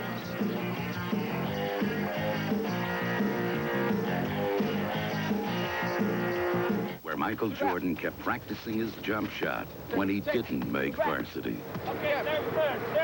This is where George Brett kept fielding after his team lost the state finals. Wildcat ball. And this is where Walter Payton played every game his freshman year as a drummer in the marching band. What do these legends have in common? They've always had a...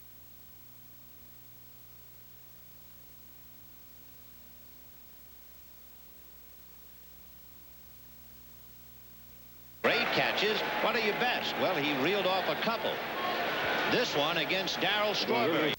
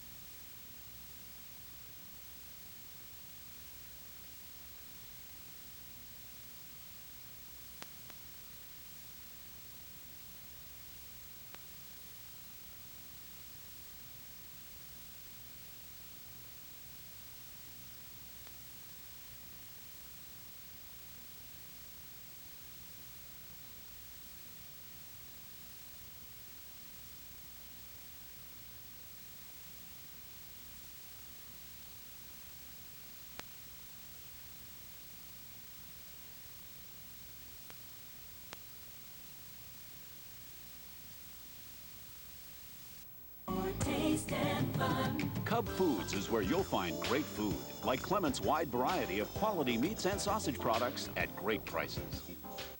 What time is it? Subaru all-wheel drive time. Time to get it all.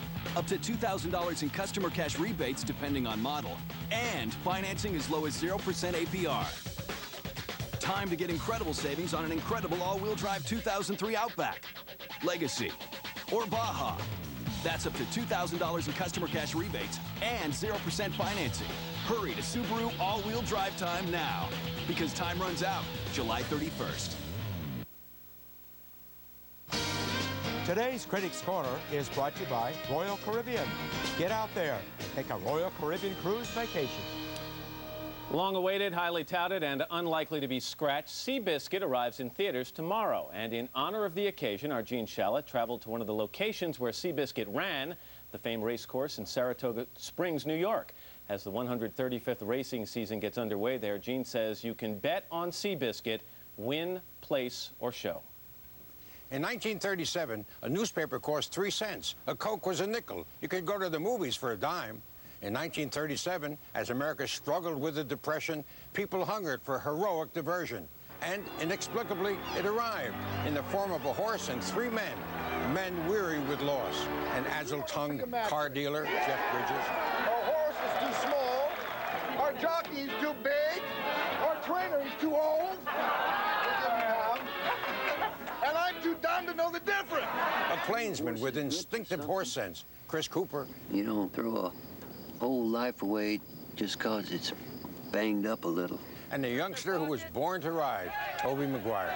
An awful lot of hoopla for such a little horse. Though he be but little, he is fierce. The horse was Seabiscuit, an undersized, awkward, beaten-down bay. How this unlikely animal captured the heart of America on tracks from Pimlico to right here in Saratoga is told in riveting style in Seabiscuit. This handsomely crafted movie, written and directed by Gary Ross, is enriched by some of the most fabulous racing scenes ever filmed.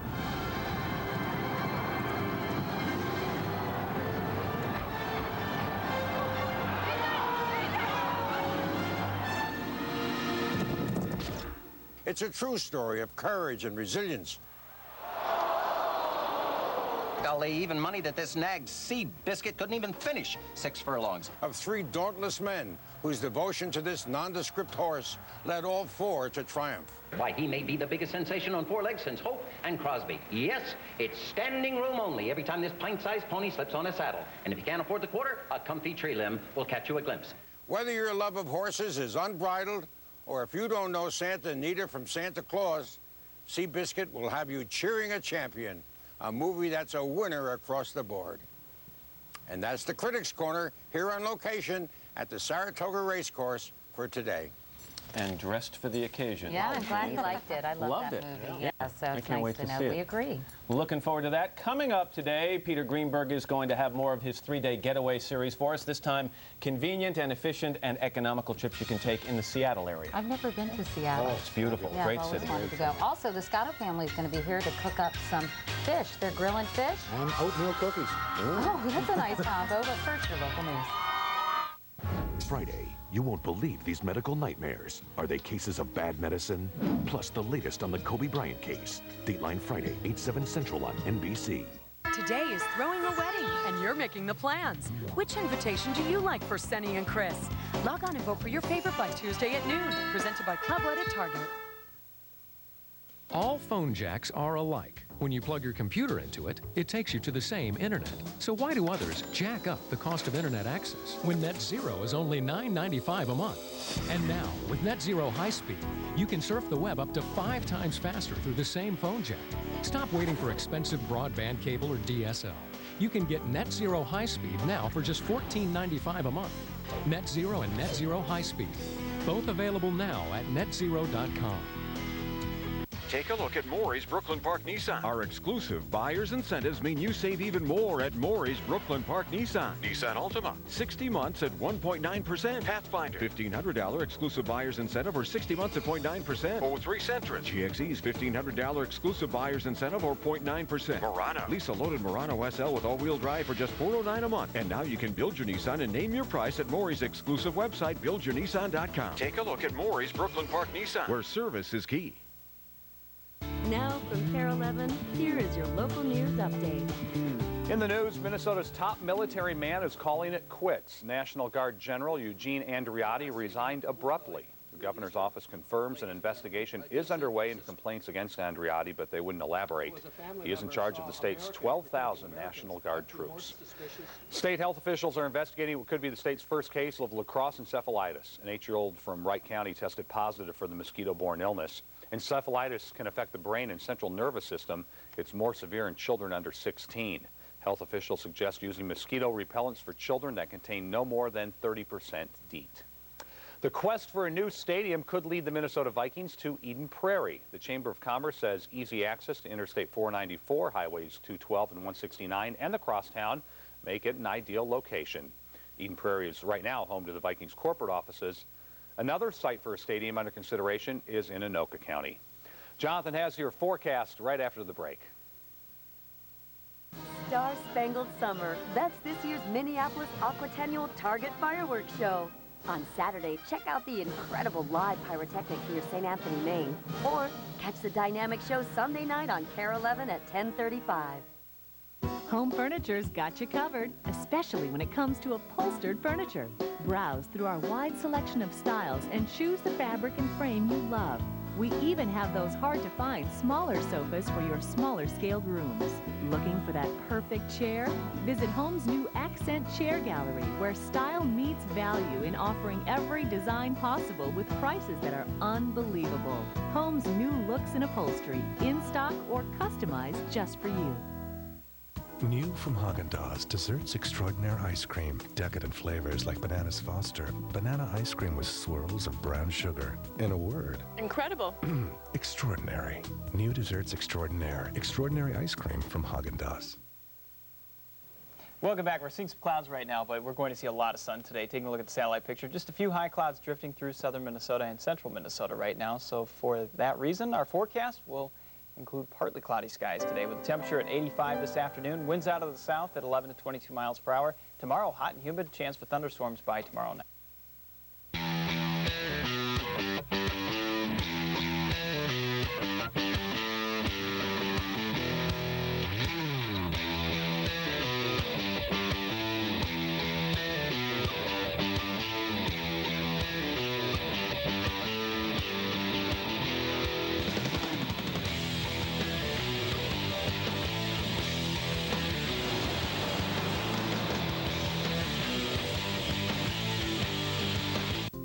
Hi, I'm Jack Cameron, founder and president of Appliance Smart. We have over 2,000 appliances on display at our stores, but not only do we have selection in product, we also have selection in brands.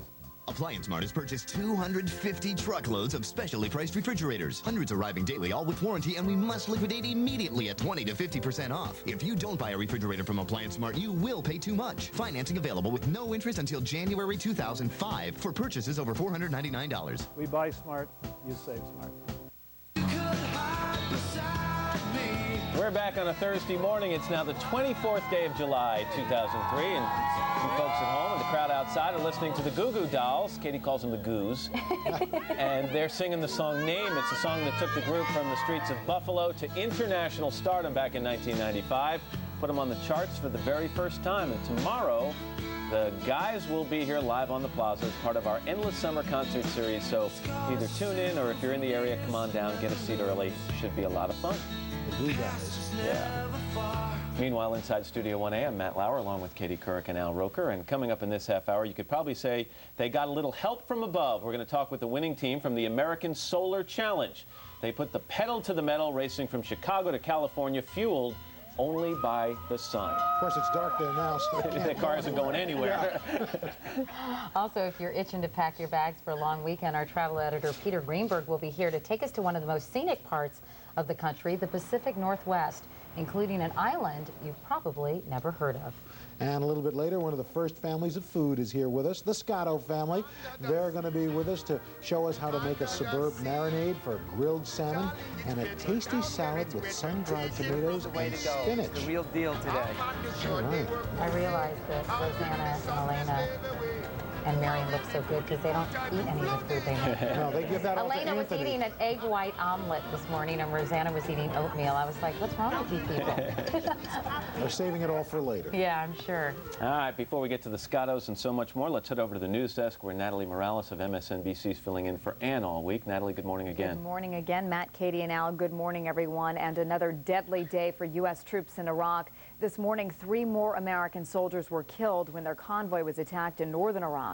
The men were part of the 101st Airborne Division, the same unit that carried out that raid Tuesday in which Saddam Hussein's 2 sons were killed.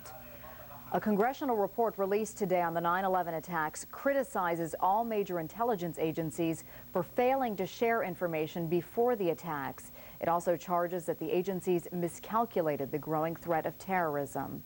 Security is being tightened around New York City Hall today following the shooting death of a city councilman Wednesday in council chambers.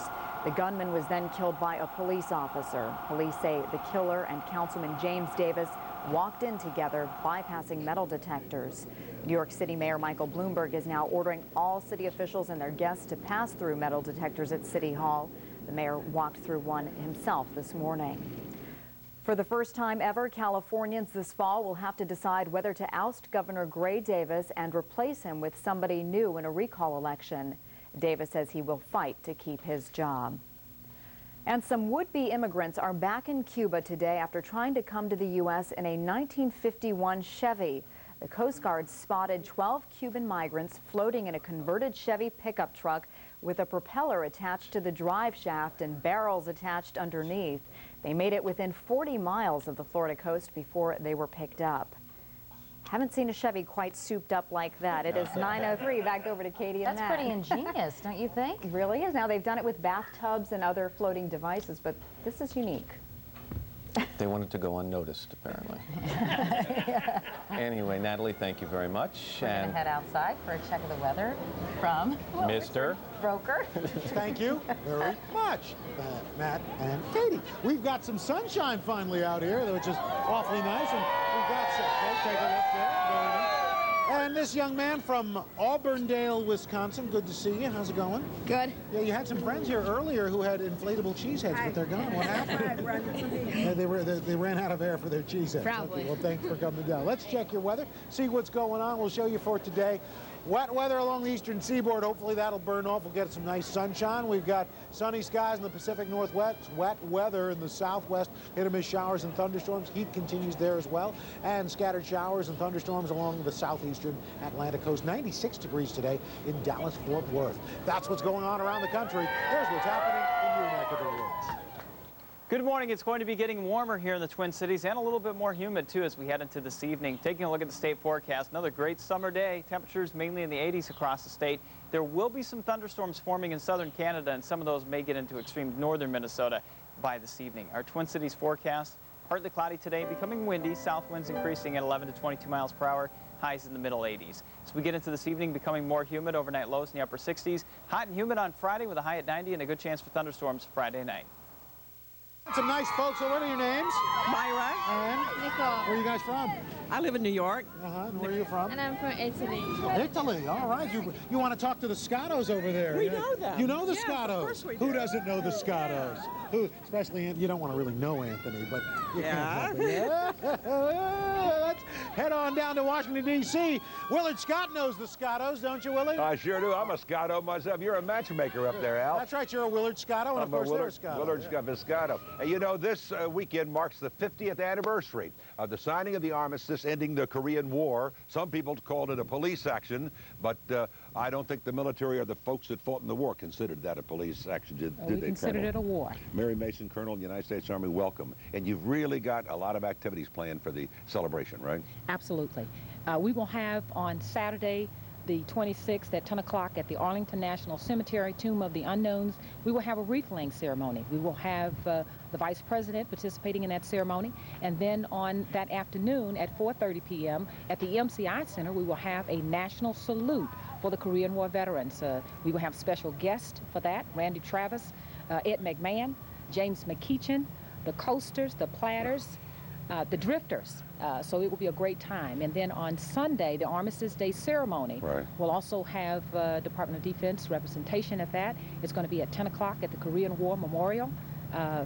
Deputy Secretary of Defense will be the speaker for that. And we have a website, I believe, don't we? For those, is it on the screen? It's www.korea50.mil, M-I-L, right? You check it out. Thank you so much. All right. And from an old Navy man, I salute you, Colonel. And thank you for being with us this morning. Thank you. We'll put you on a Smucker's jar in about 85 years when you're 100. Take a look at our buddies from Smucker's today. How sweet it is. We love our birthday buddies. Doris Shear of Penyan, New York. Very active, vital, witty, loads of fun. Loves her New York Times crossword puzzle and her glass of wine every night before din-din. Austin Wilkins, Augusta, Maine, loves the Maine woods, his family, the Red Sox. And he was there, witnessed the Lindbergh landing at Le Bourget Airport in Paris. And it was on time, an on-time arrival. Felix Villarengo of Waterbury, Connecticut is 100 years old. Great guy, worked for Timex. Remember the Timex watch? I think I've got one on now. For 46 years, still remembers it takes a licking while it keeps on ticking. Or they hooked it up to an elephant's foot one time. John Cameron Swayze broke the thing to Hannah Gordon, Chicago, Illinois, a concert pianist. Loved by everybody, 100 happy birthday. And Jack Babcock, Spokane, Washington, still has more hair on his head than I do on my chest. 30 years old, he says, attributes his longevity to having a wonderful family and a younger wife. 76, keeps him busy. Happy birthday. And finally, Peggy Bassall of Saginaw, Michigan's 100, homemaker for years, became a welder in World War II, lost a finger, says her manicure should be less because she only has 4 fingers. That makes sense. We don't have a picture, but Aaron Rosenstein of Baltimore, Maryland's 100 years old today, a pharmacist in Baltimore for many, many years. Now back to Katie in Little Old New York. Today's 3-day getaway is brought to you by Wendy's Crispy Chicken Nuggets. It's better here. This morning on our special summer series, 3-day getaways, today travel editor Peter Greenberg takes us on a trip to the Pacific Northwest, a place I've always wanted to